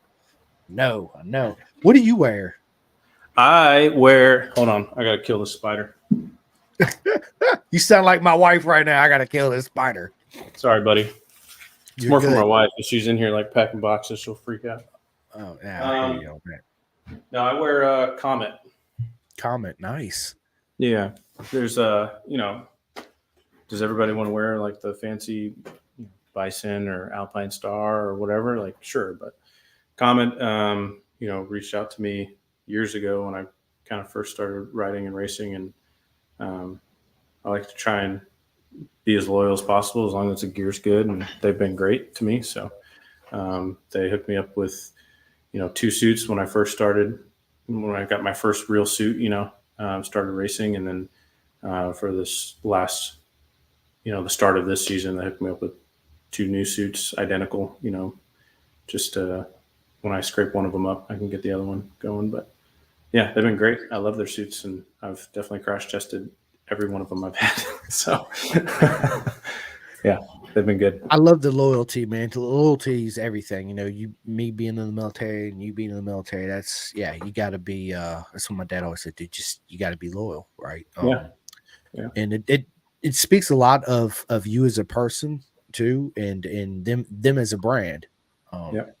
For sure. Good stuff, man. Good stuff. So listen, let's touch base on, because we talked about this a little bit earlier. People don't really know the difference between MotoGP, World Superbike, Moto America, and all that good stuff, right? So in your opinion, tell everybody what's the difference. So yeah. So like we were talking about before. Hold on. John. Let me eat John real quick. It breaks apart when it hits down. So like it comes what enters the atmosphere. John, don't you have work to do? Don't you have like his engine to rebuild or something? Anyway, my dad said congratulate your mom. So yeah, my mom is again retired Marine Master Sergeant and 60. She better not kill me for this. 62 years old, and she just did a 100-mile hike in the Appalachians up in Maine. She's an animal. I don't know why she does it to herself, but yeah, she was awesome. Congrats, Mom. Yeah. But yeah, so I think, I get the question a lot, like I was telling you before, mostly from people that don't know the sport very well, or, just see that I do it and they're curious about it. Like, oh, do you do the MotoGP stuff? I was like, yeah, no, not even close. You know what I mean? But like, yeah, it's like that, I kind of look like that on track, at least I hope. But equating it, like I was telling you before, to the motocross side, like if a pro card in professional motocross, like not just like a local pro, like an A class pro, but an actual, card holding pro means a lot different than it does in Moto America, because the relationship between pro motocross and MXGP, the Grand Prix International Series, is a lot different between Moto America and MotoGP. Because if you're, a card holding pro on a dirt bike, like you're like pretty top of the list, like fastest in America, potentially internationally, like how to ride your bike. And I'm not saying Moto America doesn't, but the disparity and the difference between Moto America and MotoGP is like not even in the same conversation. And, unfortunately, we see that when our guys, even some of our top multinational champions, go overseas and get into the GP paddock, or even World Superbike paddock. They're just not quite there. The talent over there is just absolutely incredible.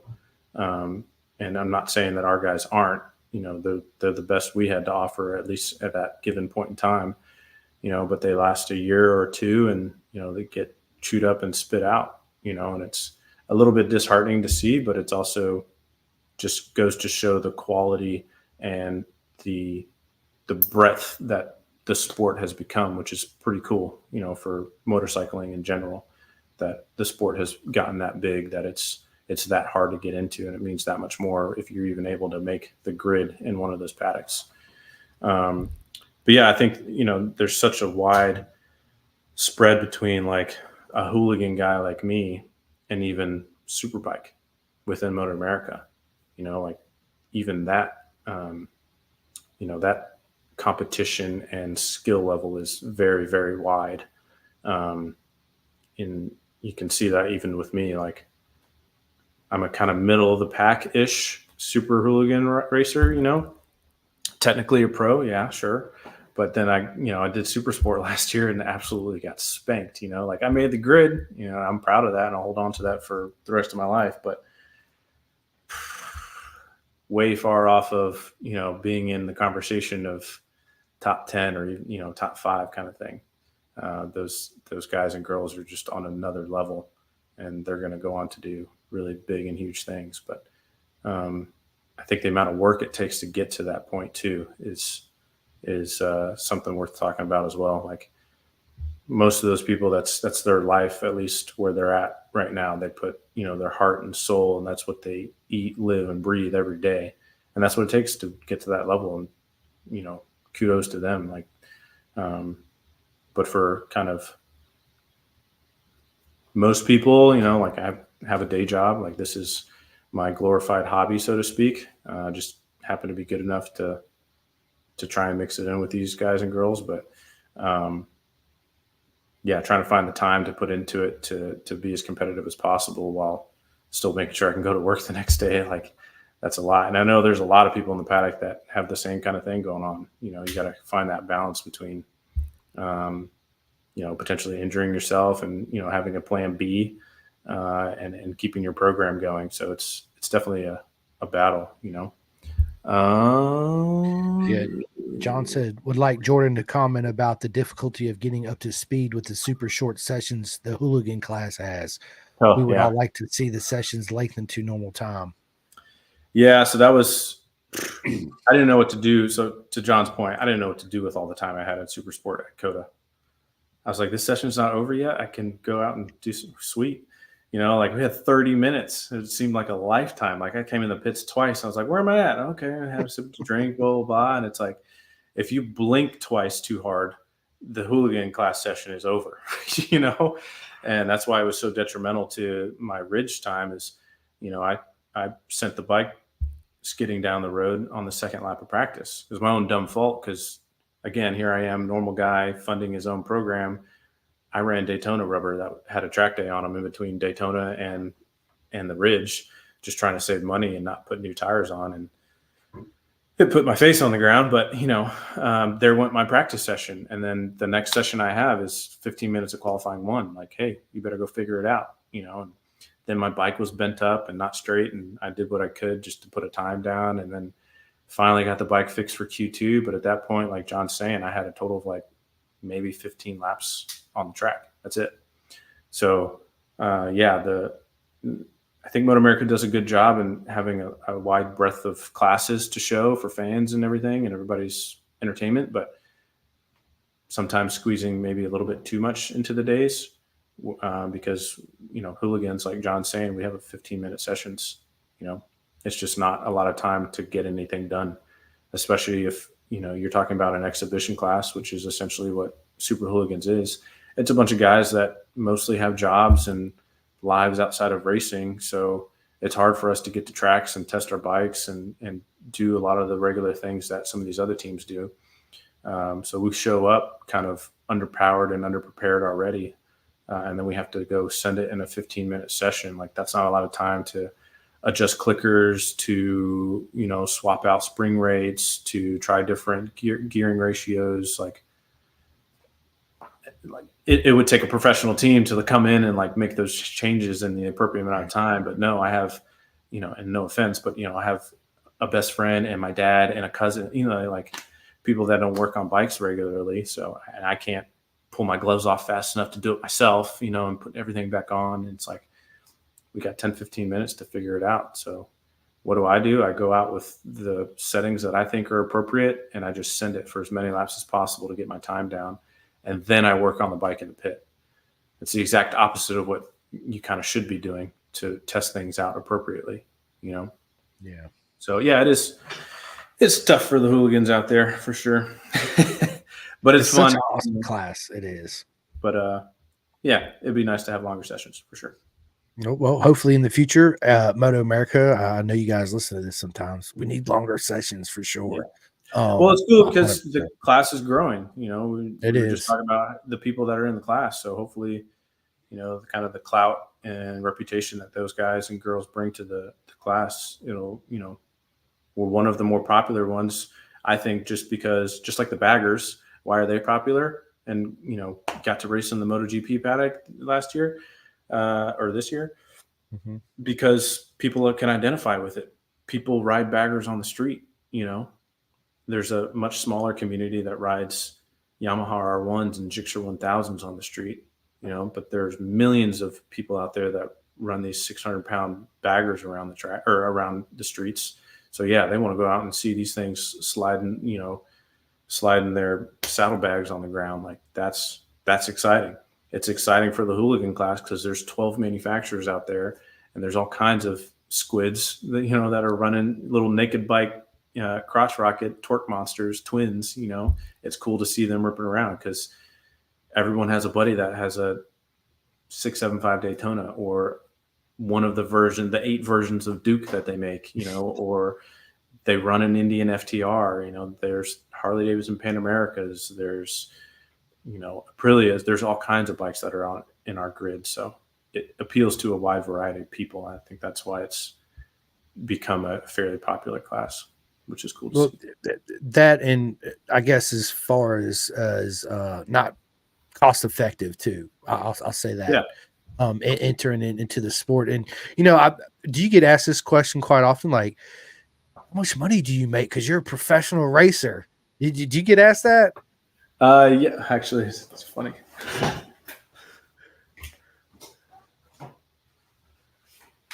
Here you go. Here are my 3 checks I've ever gotten from Motor America. No, I don't make jack diddly. So what was my first one? My first one was Laguna last year, my top 10. I got $100. I spent $1,600 in tires that weekend. So it doesn't even come close. And this is not a dig on Motor America. No, it's not a dig at all. No. Transparency and reality, Yep. Because it's something like as a fan that, again, like, yeah, I've gotten the question a lot. Like, how much money do you make? Like, do you make money? I was like, yes, but nothing worth talking about. Right. My 20th place in Super Sport, I got $500. That was pretty cool, but yeah, that barely covers a rear tire, or a set of tires. The set of Um, tires, yeah. so no, you gotta, even if you're getting first place, you get $800 to get first in my class. That's virtually nothing.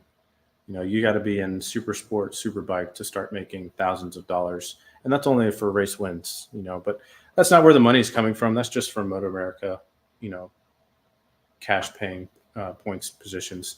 The money is made in the sponsorships, the support, the teams, the advertisements, all that kind of stuff, the social media stuff. But again, that's,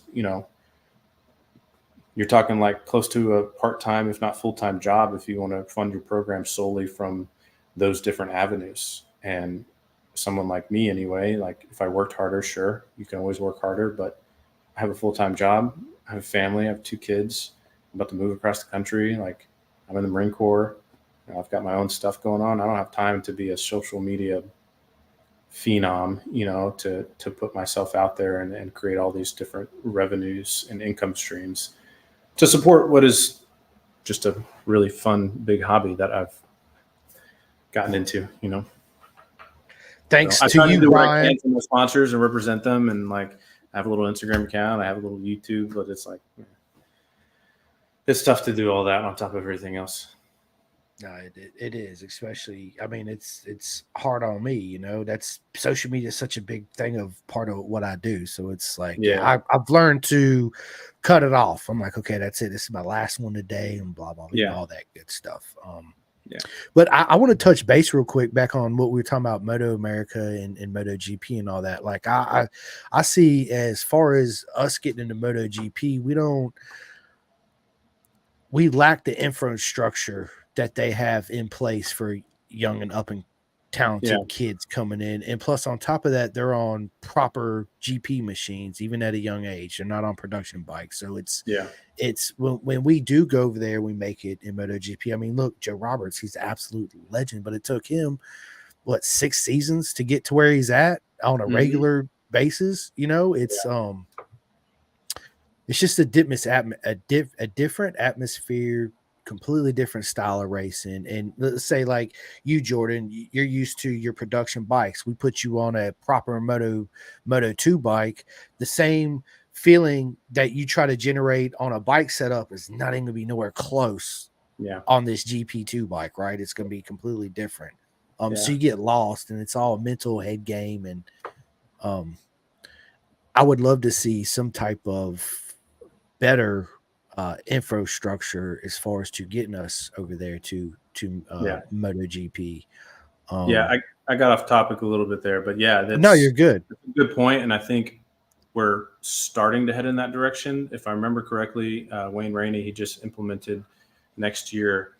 I think I'm going to mess it up, but it's some sort of like talent cup within Motor America for the mini cup and junior cup guys, where they can buy a $22,000 GP type bike that's all regulated, and it's more of that style that you're talking about to create a feeding road to MotoGP class type of thing to get them into that Red Bull Rookies Cup or that British North American talent, whatever talent cup you want to name, to try and feed them into the international scene, into the GP paddock, which I think that's a step in the right direction. But you're right, the bike differences are so crazy. I've watched a lot of, whether it's Joe Roberts or Garrett Gerloff or Cameron Bobier or Sean Dillon Kelly, all those guys that have tried, they go over there and it's like pounding their head into the pavement, trying to figure out how to make this bike do what these other kids around them are doing, because they're just whizzing by them like they're standing still. And they're like, dude, I'm a super sport champion, or I'm a multi-time superbike champion. Why can't I figure this out?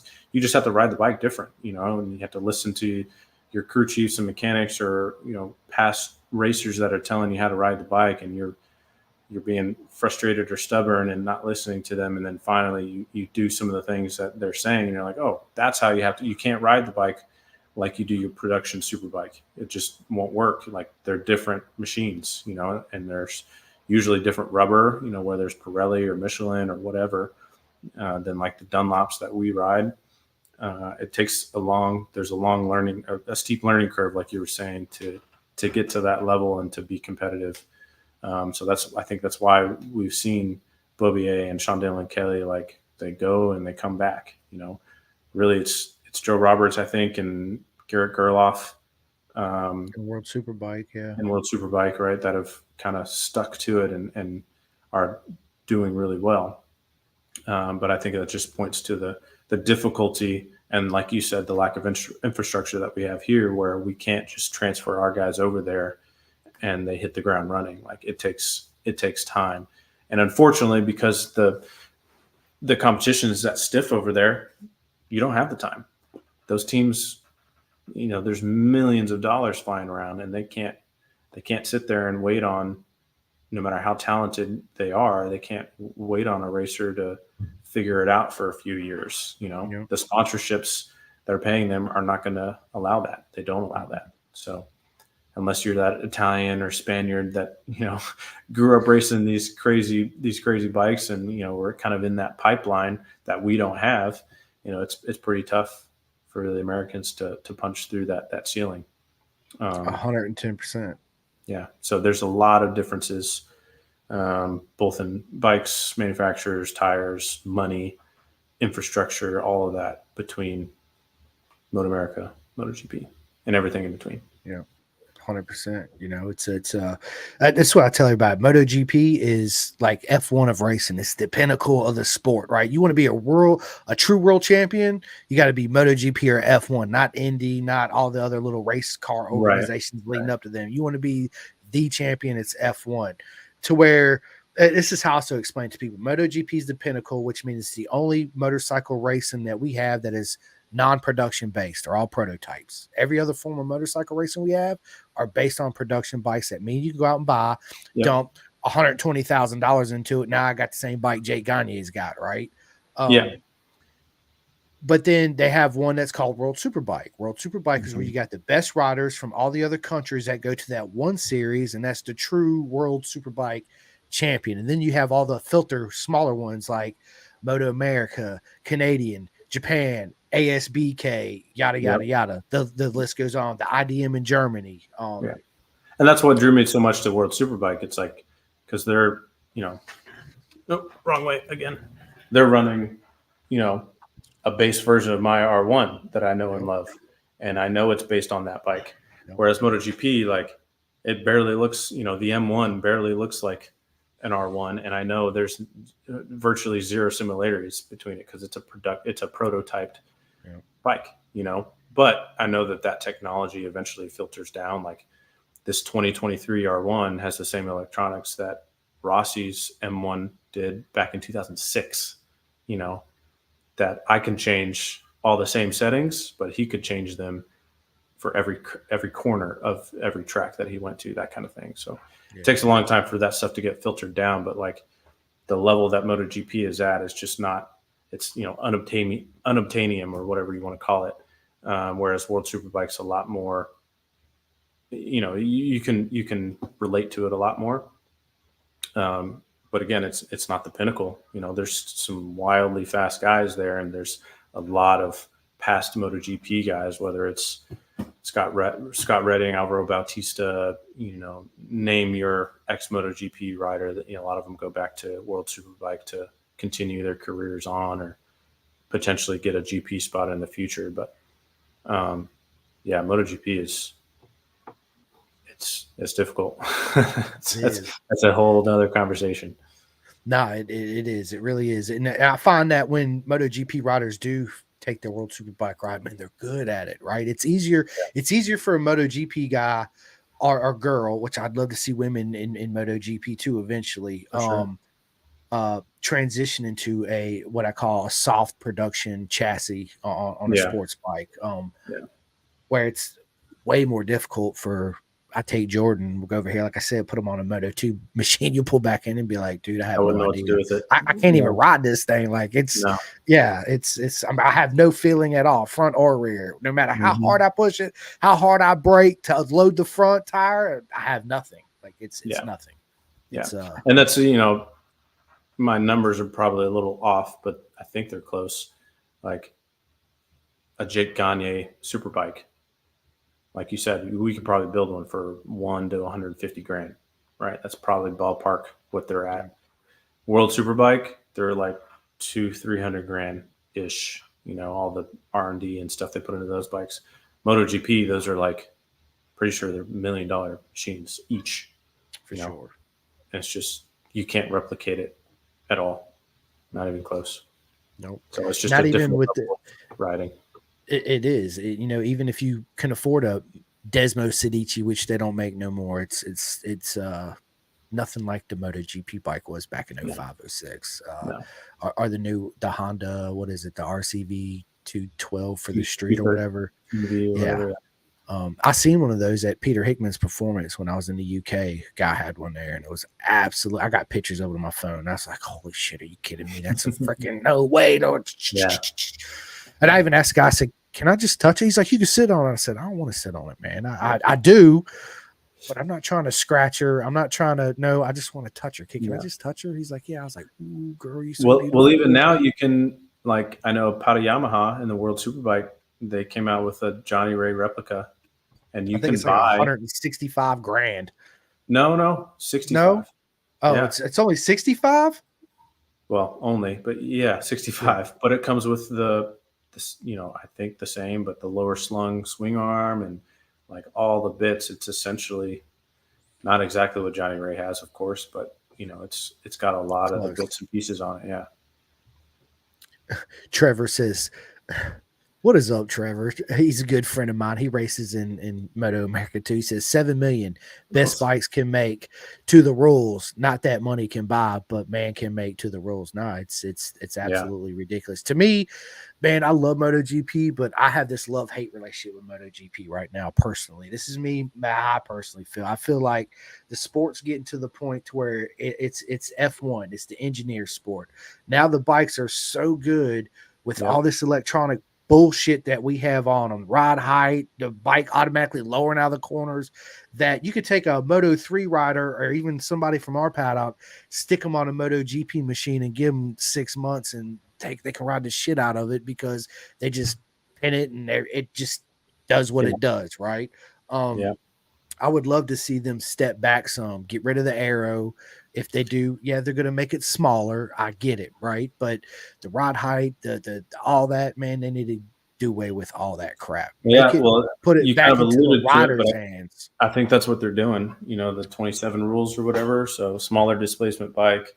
They're lowering or increasing the restrictions to aero, so it's not going away, but it's not going to be airplane status anymore. And I want to say they're eliminating the ride height devices altogether. So and the start device. So it's going to be no more just pin it and bam. Yeah. So I think they're going in the right direction, just to have a little bit more of the rider showmanship versus unfortunately you see our Japanese manufacturers Yamaha and Honda just plummeting down the roster because Ducati, Aprilia, they're all gas. They're all just kind of stepping away from everybody, but it's because of those crazy technologies that they're just really gotten a handle on. John, so I'll read it out to everybody because it's a good point. Yeah. It says, John says, we were talking with Ducati Corse in 2012 to lease 2 Panigales for the AMA Superbike season, and it was going to cost us $1.2 million for the bikes and spares that we would have to give back at the end of the season, and that was 12 years ago. So that's just an idea of the cost of what it is. It's crazy. Yeah, Trevor, right? They're going to be 849 cc's. They're going to have 265 instead of over 3 that they have now. You're right. They're going to be, but they have a restriction on the bore where last time when they had 800s they didn't. So there were super high revving, super finicky motors, nothing but absolute proper mega corner speed. That's why they were faster than the 1000s. I hope that, like I said, this is what I want. I want them to put it back into the rider's hands where it belongs, not the freaking all this electronics. I get it. As a species, we advance, as the bikes get faster, we got to have, I guess, in their minds, more electronics, right? But do we really need to have more electronics? No, I mean, it's cool to see in Formula One, you have some of the same disparities between like who's got the better technology or R&D at that point in time and who makes the better advancements throughout the season. But unfortunately, it's created more of a disparity in the MotoGP paddock, in my opinion. where it's not like you're off by hundreds like in Formula One, like you're off by several tenths. And what that leads to in a race is you've got a top three, and then you've got the middle five pack, and then you've got everybody else trailing way behind. It's like it's just it's not close enough in exciting racing that the fans want to see. That's why World Superbike is so fun to watch, because there's like 12 guys fighting for the win, like at any given weekend, or like Moto 3. And why are they so much more exciting? Well, because the bikes are evenly matched, and it comes down to who's got the bigger cojones and who's going to drive it in those corners, and who's just going to put it all on the line kind of thing. And you get more rub in, and it's just more exciting to watch. So I think they're headed in the right direction. It'd be cool to see some closer racing and, scaling the bikes back a little bit more. Yeah, for sure. That and the whole tire pressure thing. It's like they just got too much. There's too much going on. You look at a cockpit on a MotoGP bike, and I'm like, dude, I don't even know where to begin. I have no idea. They got all these levers and all. Man, forget all that. Make it simple again. Put it back in the rider's hands. And so let me ask you this: your R1 you got behind you, it's an absolute beautiful machine. Is that something you plan on converting to track days, or is that just going to be your street bike? Well, yeah, it's just I never know how to answer this. It's going to be my street bike. I mean, it's intake, tune, exhaust. Did some mirror block offs and tail tidy kind of thing, like typical squid activities. But no, it's going to stay a street bike. I've taken it to the track twice now. I just throw some, Dunlop Q5s on it and go have a ball with it. But other than that, I'm not going to, I don't see race fairings in its future anytime soon. I enjoy the ability to put my passenger pegs on and take the wife out for a date night or go for a spin around town when I want to. I don't do it too often just because I honestly don't like riding on the street that much. I'd go out and try and find lonely roads kind of thing, because being in and around cars is just not my cup of tea. I'd rather spend the money and put my suit on this thing. Safe. Yeah, yes. It's just not. It's not cool.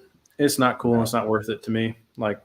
The racing is dangerous enough to hurting myself, but I don't imagine myself getting hurt on the street. I imagine dying, because that's you can't go up against a car. It's just not going to be pretty anytime you wreck on the street. So.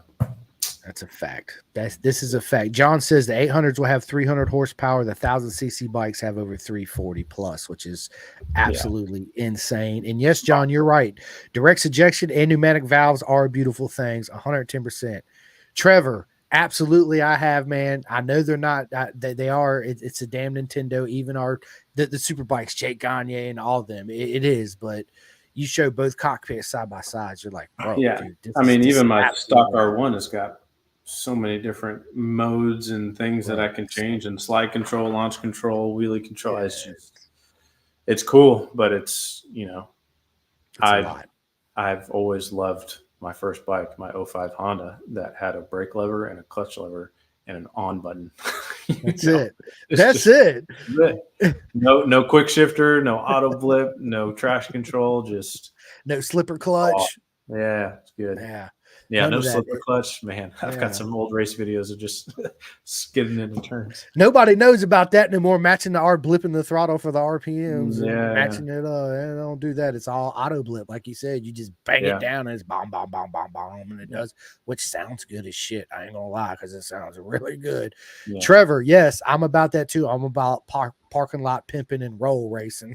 This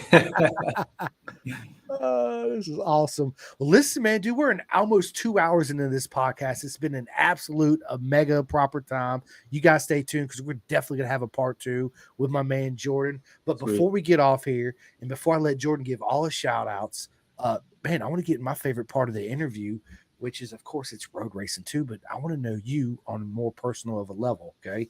So there's some questions I want to ask you. One of them I ask is, do you have any tattoos? You already showed me your tattoos, so I already know you have some tattoos. Let me ask you this. Tell us something we don't know about you at all. Well, I'll do one you'll be interested in, I guess. I was close to, but didn't quite get it, just like your Marine Corps story. I have some flight hours. I have a logbook. Yeah. So that was when I was 15, my parents paid for me to go to a flight school academy thing one summer, and I did the whole thing, passed the FAA exam and everything, but I wasn't 16 to actually get the license. So I did a mock solo. The instructor fell asleep in the cockpit and had me do all the radio calls into air traffic control and all that kind of thing. So I have a mock solo in my logbook, and I think 60 flight hours. It's what I wanted to do growing up, is fly in the Marine Corps. Longer story there, but didn't end up panning out. But yeah, there's my one thing. Dude, that's my boy awesome. Corey coming on. Corey just Yeah. helped me out at the Ridge. Him and my cousin Brian running pits for me and working on the bike. Good times. Nice. Before I ask you, yes, Trevor says, "What's your favorite book?" Because he already knows I'm gonna ask that question. Let me ask you this, dude. Is there any advice you can give to everybody out there, Jordan, that's looking to get into the super hooligan class? Is there anything you could give anybody some info on? Well, I guess that'd be circumstantial as far as where they're at. Are they never ridden a bike before, or are they a track day junkie? Let's say track day junkie. Say, hey man, I'd love to buy a super hooligan and make it in Moto America. What steps do I got to do to get there? It's pretty simple, honestly, which I think is a nice thing about Moto America. It's obtainable, in my opinion, anyway. You look at Laguna last year, and we had 44 entries. They had to split us into two groups because we had everybody and their mom come out, and it was awesome. But yeah, so if you want to do it, fine. Go in the, it's all publicly available on Moto America's website in the competitor rules. Just look in the rule book of what bikes are eligible under a certain CC, horsepower limit, that kind of thing. But just look at the class now and look at the bikes that are competitive. I bought my used 22 KTM Duke with 700 miles on it for $9,000 or 8,500, something like that. Didn't put a ton of money. 790, 890R. Okay. Yeah. Didn't put a ton of money into it. Just intake, tune, exhaust. You do your track day bits, all your ergonomics that you prefer. You can have a pretty competitive bike for essentially the price of a track day bike, in my opinion. There's really nothing special about it. And then you apply. There's no restrictions as far as Moto America goes for the hooligan class as far as how many points you have to have. You just have to show experience of any kind. So any novice races, expert races, doesn't matter which one, just show your list throughout the past couple of years of riding or racing and submit for a license. I think they're $200, and they'll give you a super hooligan license. And then you can, you don't have to sign up for a full season because that's more money, but on a case-by-case basis, if there's a local track that they go to throughout the year, just sign up for a single event entry.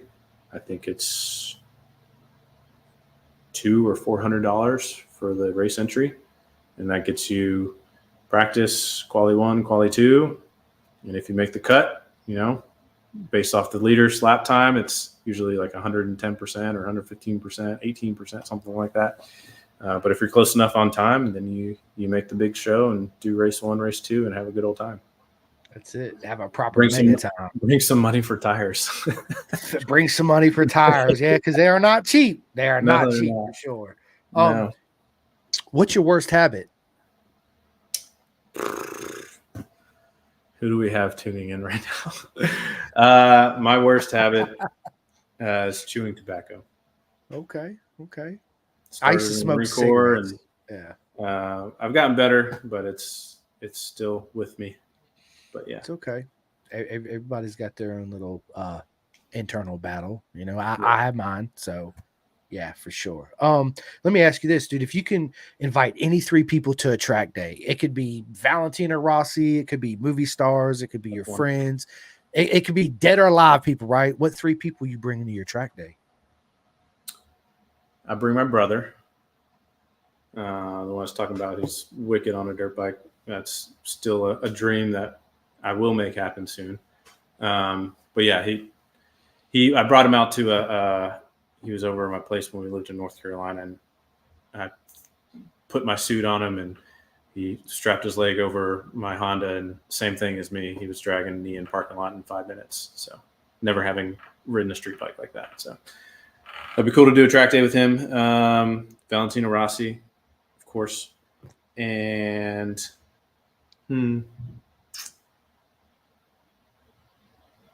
that's a tough one.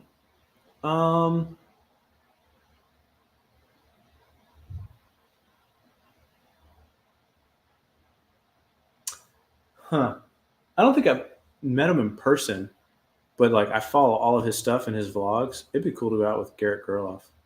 Oh yeah, He Garrett just seems like a really cool, down to earth dude. Oh, dude. So Not to quick mention, story. he's kind of fast. Oh, dude, he's absolutely a legend. So it was last year, not this past year, but last year, 2023, when I was at Texas. Dude, Coda Gerloff was there, and I had just got my Insta360 camera, right? So I was like, dude, fucking Gerloff, you kidding me? So I ran over there. I was like, Garrett, dude, I'm a huge fan, Simcoe, blah, blah, blah. This dude, we actually talked for like 15 minutes, had the whole thing on my camera, brought it home. Plug, dude, the Insta360 camera is to me, if anybody knows how to like use the whole thing, it's like telemetry. It's confusing as shit to me. Anyway, I thought I was gonna download it to my laptop so I could free up my memory card. Ended up erasing everything. No. Classic. Yeah, absolutely. And to be honest with you guys, I have not turned my Insta360 on since then. It's been sitting right here with both batteries, my invisible stick, all that right here, because it made me so pissed off that I was like I'm really thinking about selling it and just buying a GoPro for real. Well, I run the GoPros, and I've been thinking about the same thing, selling it and going to the Insta360, because all of those action cameras, they can be an enigma sometimes. But now that I've thought about it more, I'll change my answer. I'd probably have to like oil up his knees and his neck, but it'd be cool to like take my pops from like 20 years ago. He used to road race too. So did my mom for a little bit too. But he used to road race, and he grew up riding with the Hayden brothers. So nice. That was really cool, and it'd be cool to. I've got some old pictures of him and me sitting on his bikes and whatnot as a kid. But it'd be cool to run the track, me, pops, and my brother, and just go at it. I love it. Family, I love it. That's the most important. That's why I tell everybody, family is, yeah, for sure, 110%. So yeah, listen, if you had your own personal island, what's the one racetrack you'd have on your island? Barber. I've never been. I want to go. Going to Barber. Barber's so much fun.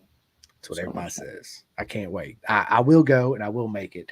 And of course, like Trevor says, favorite book. I'm a big audio book listener to. I showed you the book that I had started listening to. Of course, if you haven't heard David Goggins, his books, both of his are really good too as well. I listened to oh my God, Marcus Luttrell, his book's good. Tim Kennedy's book's good. I like all of them. This is the one I'm currently listening to, The Way of the Ronin by Lamb. The ones before that I had were motorcycle books by Stuart Baker, The Ragged Edge, which is all about the TT, and then he has one on Valentino Rossi. Okay. Nice. But are you currently listening or reading anything? Not currently. I just finished a little kind of a weird motorcycle book that a neighbor lent me. But total transparency, I'm not a huge reader, but I've read plenty of, leadership, military type books. I have a whole bookshelf. One that has always stuck with me that I come back to for some reason. It's kind of like one of those weird books, self-improvement books, but The Subtle Art of Not Giving a what.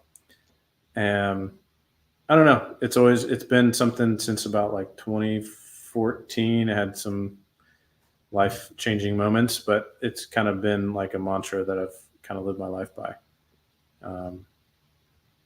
It's been very freeing. It's almost like I'd equate it to like financial freedom, like having the life freedom of not caring what people think about you and just living your life how you want to live. I try and be,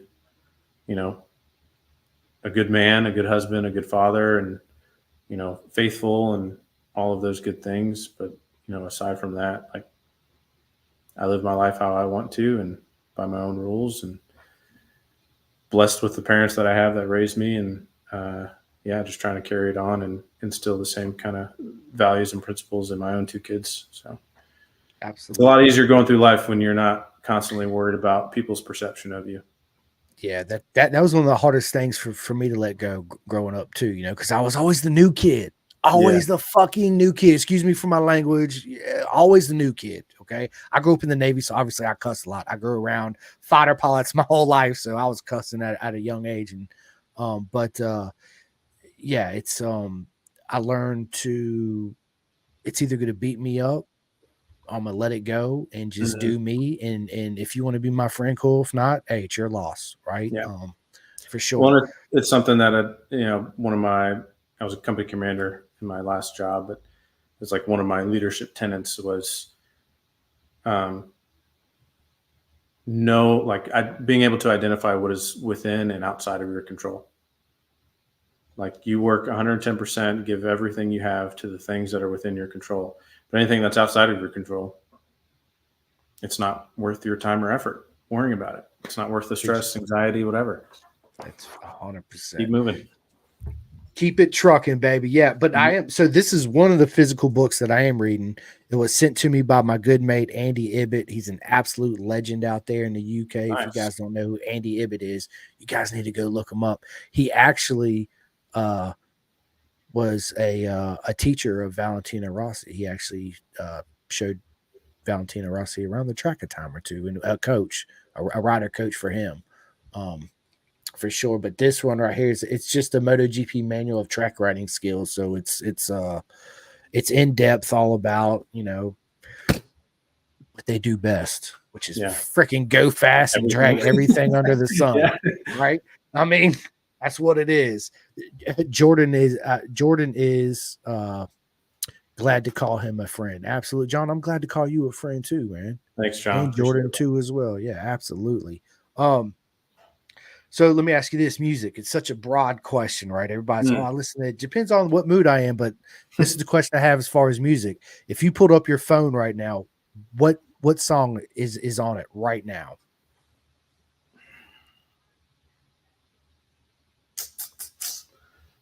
I'm a Spotify guy, and my liked playlist. I don't know. I'll just scroll through it. I don't care. Oops. Oh. My answer has always been everything but most country and senseless rap. Senseless rap. I got you, man. But I love hip hop, R&B, some country songs, old school rock, newer rock. Yeah. I grew up listening to freaking Bob FM in North Carolina, which is like 70s, 80s, 90s. So I know a lot of older songs, and anything that sounds good, carries a good tune, has a good story. Love Eminem. I mean, everything. Me too. Dude, Toby, his new song he just released is absolutely amazing. If you guys ain't heard it yet, I don't see what you guys are sitting around listening to us for. You need to go hear that. It's good. His album's going to be really good. Let me ask you this. Who's your favorite comedian? Ooh, got a few. Pretty big Kevin Hart fan, like in his earlier days. Haven't listened to a ton of his newer stuff. I like Shane Gillis. He's hilarious. Some of the old school stuff, like oh my gosh, what's his name? George Carlin. He's always one of my favorites. I can't say I've heard of him. George Carlin, dude, he's an absolute legend. I'll look him up. Yeah, there's a few newer guys. God, can't remember these comedians' names. Yeah, there's a few. My wife and I like to, in between our breaks of, finding the next show or series to binge watch on Netflix, we'll find some comedies when we want to break and just have a relaxing night and have a good laugh. Awesome. That was my next question. What Netflix series or Apple TV or something that you guys are binge watching? Right now we're watching Your Honor with Bryan Cranston, the Breaking Bad guy. It's really good. I'm gonna have to check it out. It's pretty wild. Yeah. It's good. Yeah. I just got done. Me and my son, we're big Star Wars nerds. So the Acolyte, which was really good. It got a lot of shit talked about it, man, but I really like it, man. I just guess you just gotta be a diehard Star Wars fan. anybody got a lightsaber is cool with me. I'm like, yeah, dude, that's absolutely amazing. So We also just finished the Tour de France series on Netflix, Okay. which was really interesting.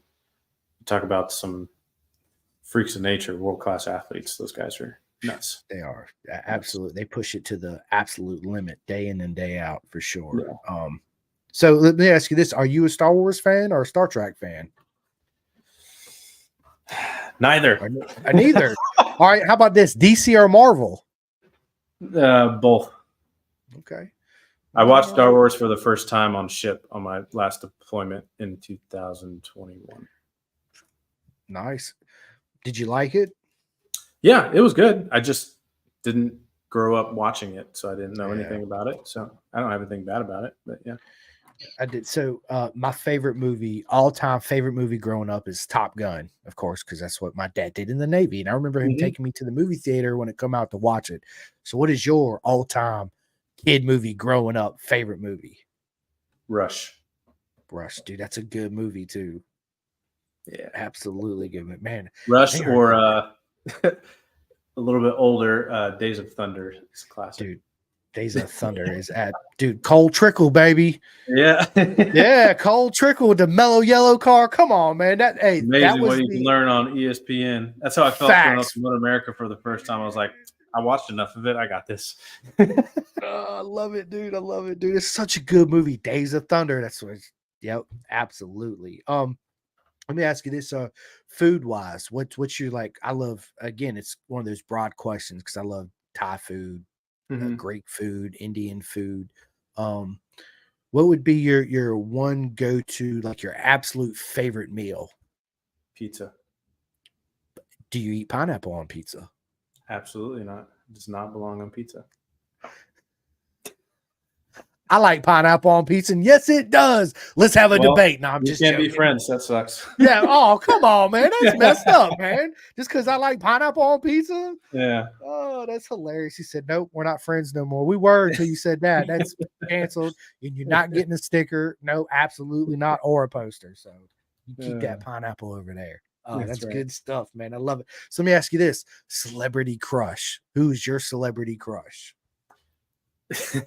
I named my bike Gal Gadot. If y'all don't know who she is, go check her out. But I'm pretty sure I think you guys know who she is. Yes. That's good stuff. What advice would you give your younger self? Ooh.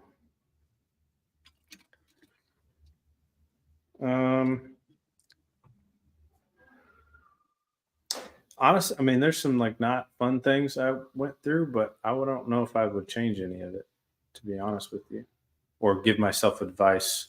I don't know, say that it'll pan out in the end. Because like we were talking about before, like my dad's advice, or talking to my wife, like don't forget to look up, and look at what you have. Like I'm pretty satisfied, dude. I feel truly blessed about where I'm at, and I'm happy. I'm just happy. So I wouldn't really change much because I think it molded me into who I am today. So I love it, man. So let me ask you: are you into any other sports? Like, do you watch football or basketball or soccer or anything? I grew up doing everything but football, so I can play soccer pretty well. I actually kicked for a football team when I was in the Marine Corps for a little bit, so I can kick a 50-yard field goal. Nice. Played like some kids pitch, coach pitch, baseball. I didn't really stick with that too long. I ran track and field, cross country. I'm a pretty fast runner. I like to work out in my spare time, but aside from that, like never really got into. I played basketball for a little bit, but never really got into it.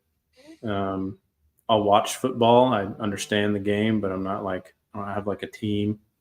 I have the Dallas Cowboys because I'm from Texas, but other than that, like don't really follow any other normal sports much. There's not a lot of time with the F1 and GP and World Superbike and Motor America subscriptions and all that, So whenever there's like a double, triple race weekend across different motorsports. It's like that's my whole weekend, dude. My whole weekend. Yeah, especially if I have a podcast slid in there somewhere Yeah, too. yeah. They're like, what are you doing this weekend? I'm like, bro, I got Moto America, Moto GP, World Superbike, and BSB. They're like, Yeah. well, we'll see you next weekend. I said, maybe if I hadn't caught up on all the races, I'm gonna be Well, it's catching great up because then too. Darcy, she, I mean, almost every weekend she's like, "Is MotoGP this weekend?" I was like, "Yeah." She's like, "Oh," because she knows. There go our plans for the weekend. Are like, "Well, I wanted to go do this." I was like, "Well, if it's between these times, we should be able to squeeze that in." She's like, "Yeah, great. Glad you're fitting us in your schedule." That's a fact, man. It is. It's, and that's why we love you, our wives, because you guys support us so much. Even That's though I right. know sometimes you talk so much shit to your girlfriends, you're like, I can't. I just want to kick his ass. And yeah, we get it. We get it. Trust us, and we love you for it. Do you have any certain like? Are you? I don't want to say the word superstitious, but do you like when you prepare for a race, mentally prepare and physically prepare for every race weekend you go into? Jordan, do you are you like, I got to put my right boot on before my left boot? Got to listen to certain type of music, or what's your routine? No, I don't have any superstitions like that. I've listened to music. I've not listened to music. Really, my dad's the best about this. I'm just like, leave him alone. Like, I really just like to kind of sit there. Like you see most people in the paddock, on TV getting ready. Just kind of sitting there, staring off into space. I'm going through the track in my head. I'm picking out the 2-3 things I really want to work on or do better, whether it's a qualifying session or a race. Like, just trying to take some quiet, focused time and focus on the task at hand and go out there and execute. But no superstitions. Throw my gear on, put my earplugs in, full beans. Full beans, baby. I Give it the love it. I beans. love it. Give Yeah. it the beans, baby. Let me ask you this. If you could choose one superpower, what superpower would you choose? Oh, man.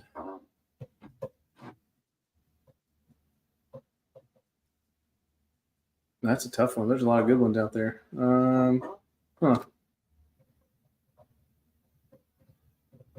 I guess flying. That's an easy one, right? Superman flying, right? Yeah, Yeah. absolutely. Yeah, pretty cool. Absolutely, man. Well, listen, this has been, one more question, and then I'll let you give all your shout outs, and I'll do my little shout outs. But I just need you to stay on with me for like a couple minutes so we can go ahead and schedule part 2 for everybody. Sweet. Brain fart. I can't believe I just had this brain fart. Are you kidding me right now? Oh, this is a question I wanted to ask you. I had it in my mind. I just had to go back through it. If Jordan could pick any race team to race on, whether it's MotoGP, World Superbike, BSB, any team in the world, any race bike in the world, what team would you be on? What bike would it be? And who's your teammate?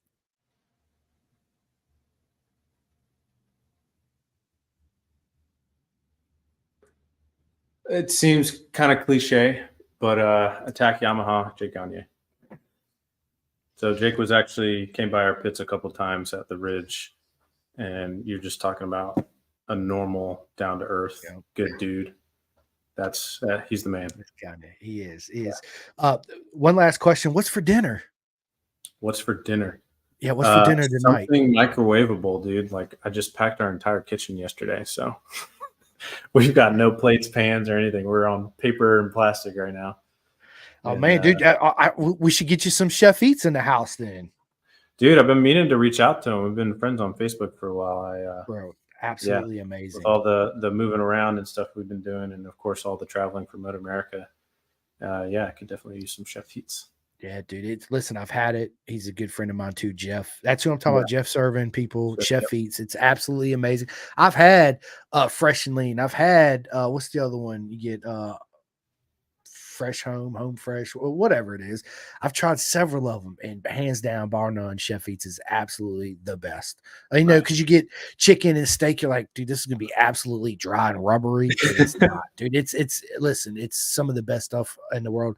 Yes, I'm giving a big shout out to Chef Eats. No, I don't get paid. No, I don't get nothing free for him. Again, it's like Bison. I believe in him. I love what he's doing for everybody, and his food is absolutely amazing and top notch. And I want to see my friend grow his business to wherever he envisioned it. I want to see him reach there. And if as much as I could talk about it and help him out, that's absolutely what I'm going to do. So you guys need to get on Chef Eats. Go look him up, chefeats.com. Jordan, I got his number. I'll just give you his number. And yeah, he'll be absolute honored to hear from you for sure. Awesome. Listen, this has been a lot of fun. I cannot wait for part 2 for this. We're an hour and 20 minutes coming on this, which is absolutely amazing. But listen, I need you to tell everybody where they can find you on social media. Of course, you're going to be at Laguna Seca next. So when you guys are there, please go by and show Jordan all the love and support. He'll have posters, stickers. Do you have any like t-shirts or hats you actually sell to people too? I've got a few t-shirts. Yeah, I'm not going to sell them. I'll just give them out until I'm out. Okay. But only a handful left. So there you go. Guys, go by and show them all the love and support. And yeah, Jordan, give all your shout outs, all your sponsors, and all that good stuff. Cool. Yeah. So socials, it's chief_249 for Instagram. And then it's CC Chief 249 on YouTube. Just a bunch of my old riding videos and mountain biking and everything else that I do when I stick a GoPro on my head. I actually have a video series building this bike up. So if you're interested in that, but yeah, no. So Ryan Snooks, first shout out, ready to ride. Got to support your local small businesses for sure. But he's doing big things down there, and he's helped me from day one and pretty much taught me everything I know on a road bike. So, yeah, big kudos to him. Vortex, they've been a longtime sponsor of mine, gearing, sprockets, chains, levers, clip-ons, rear sets, everything you can imagine, all the track day bits. They're an awesome company. Comet Leathers, again, longtime sponsor of mine. They make some really nice suits, and they're really customizable, and they're usually pretty bang on. So definitely support them. Pit Lane Moto, Zeb over on the East Coast.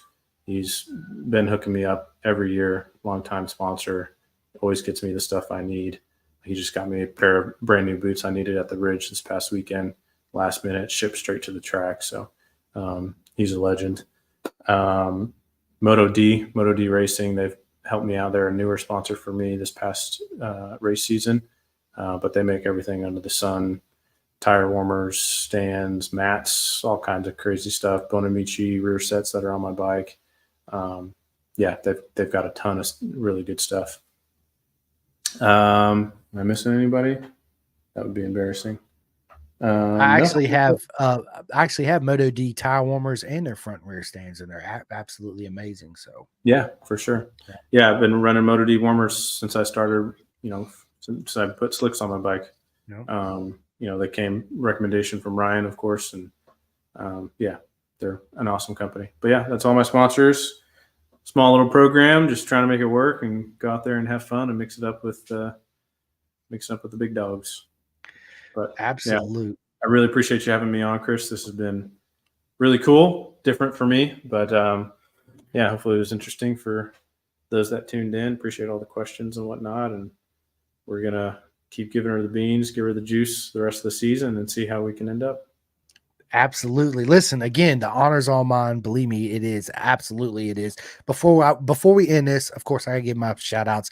Big shout out to my man, Riston Grigg. You guys go to find him on all social media. He's an absolute up and coming legend. His dad, Steve, was a legend back in the day. He raced in AMA on the Muzzy Raptor on a bunch of bikes and a bunch of classes. But listen, big shout out to him. Big shout out to my man, Brennan Kelston.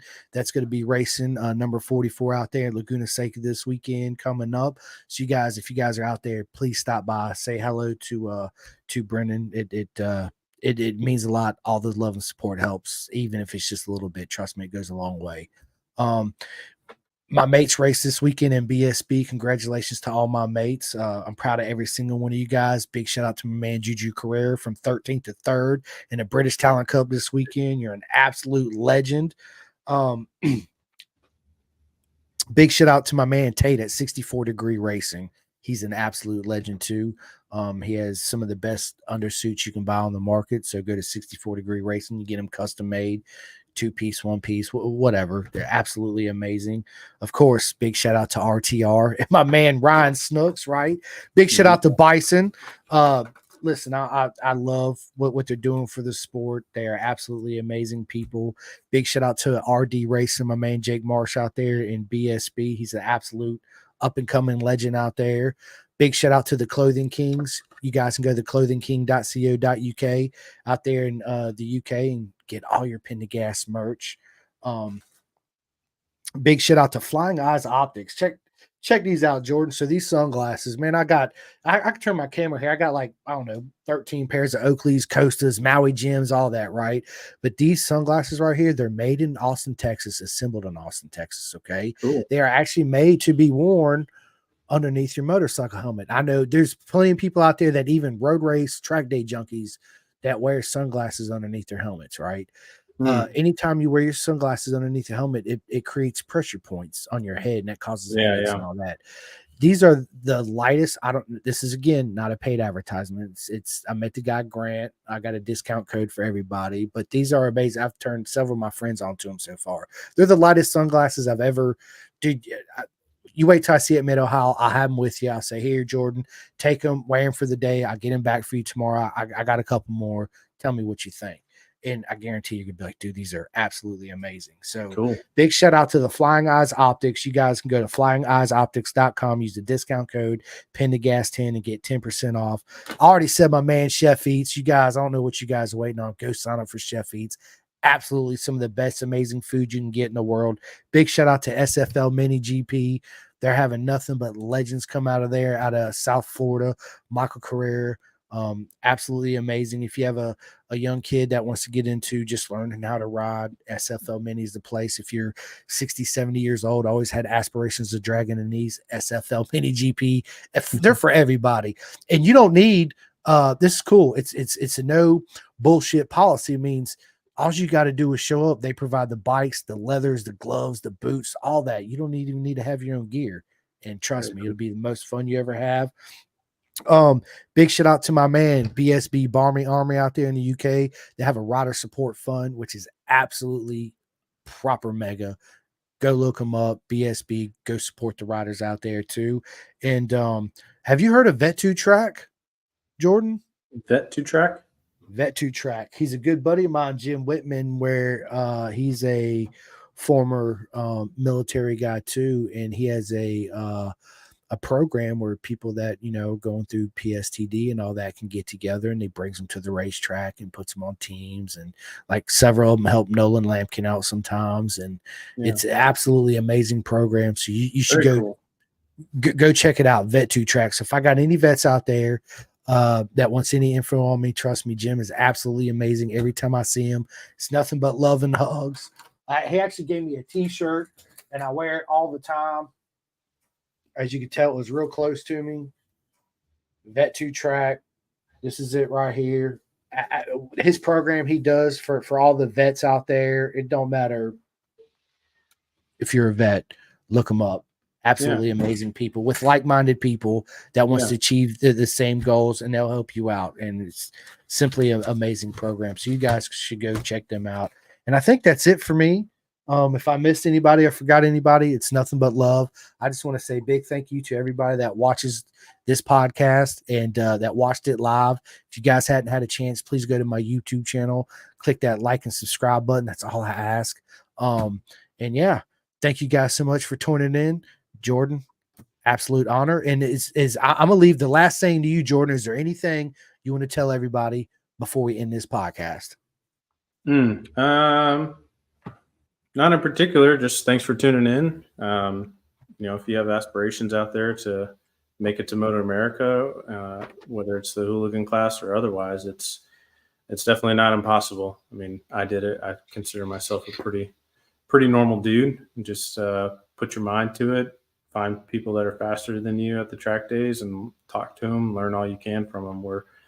The Moto America paddock by and large has been a group of really nice people. So there's, it trickles down to the track day guys too. There's usually never anybody, no shortage of people that are willing to help you out and give you advice. So if it's something you want to do, it's not impossible. Come out and come out and run with us and see what you can do. The worst you can do is not qualify and then try again next year or another time. So keep safe out there, keep it on two wheels, and make sure you stay on two wheels because that's where the fun's at.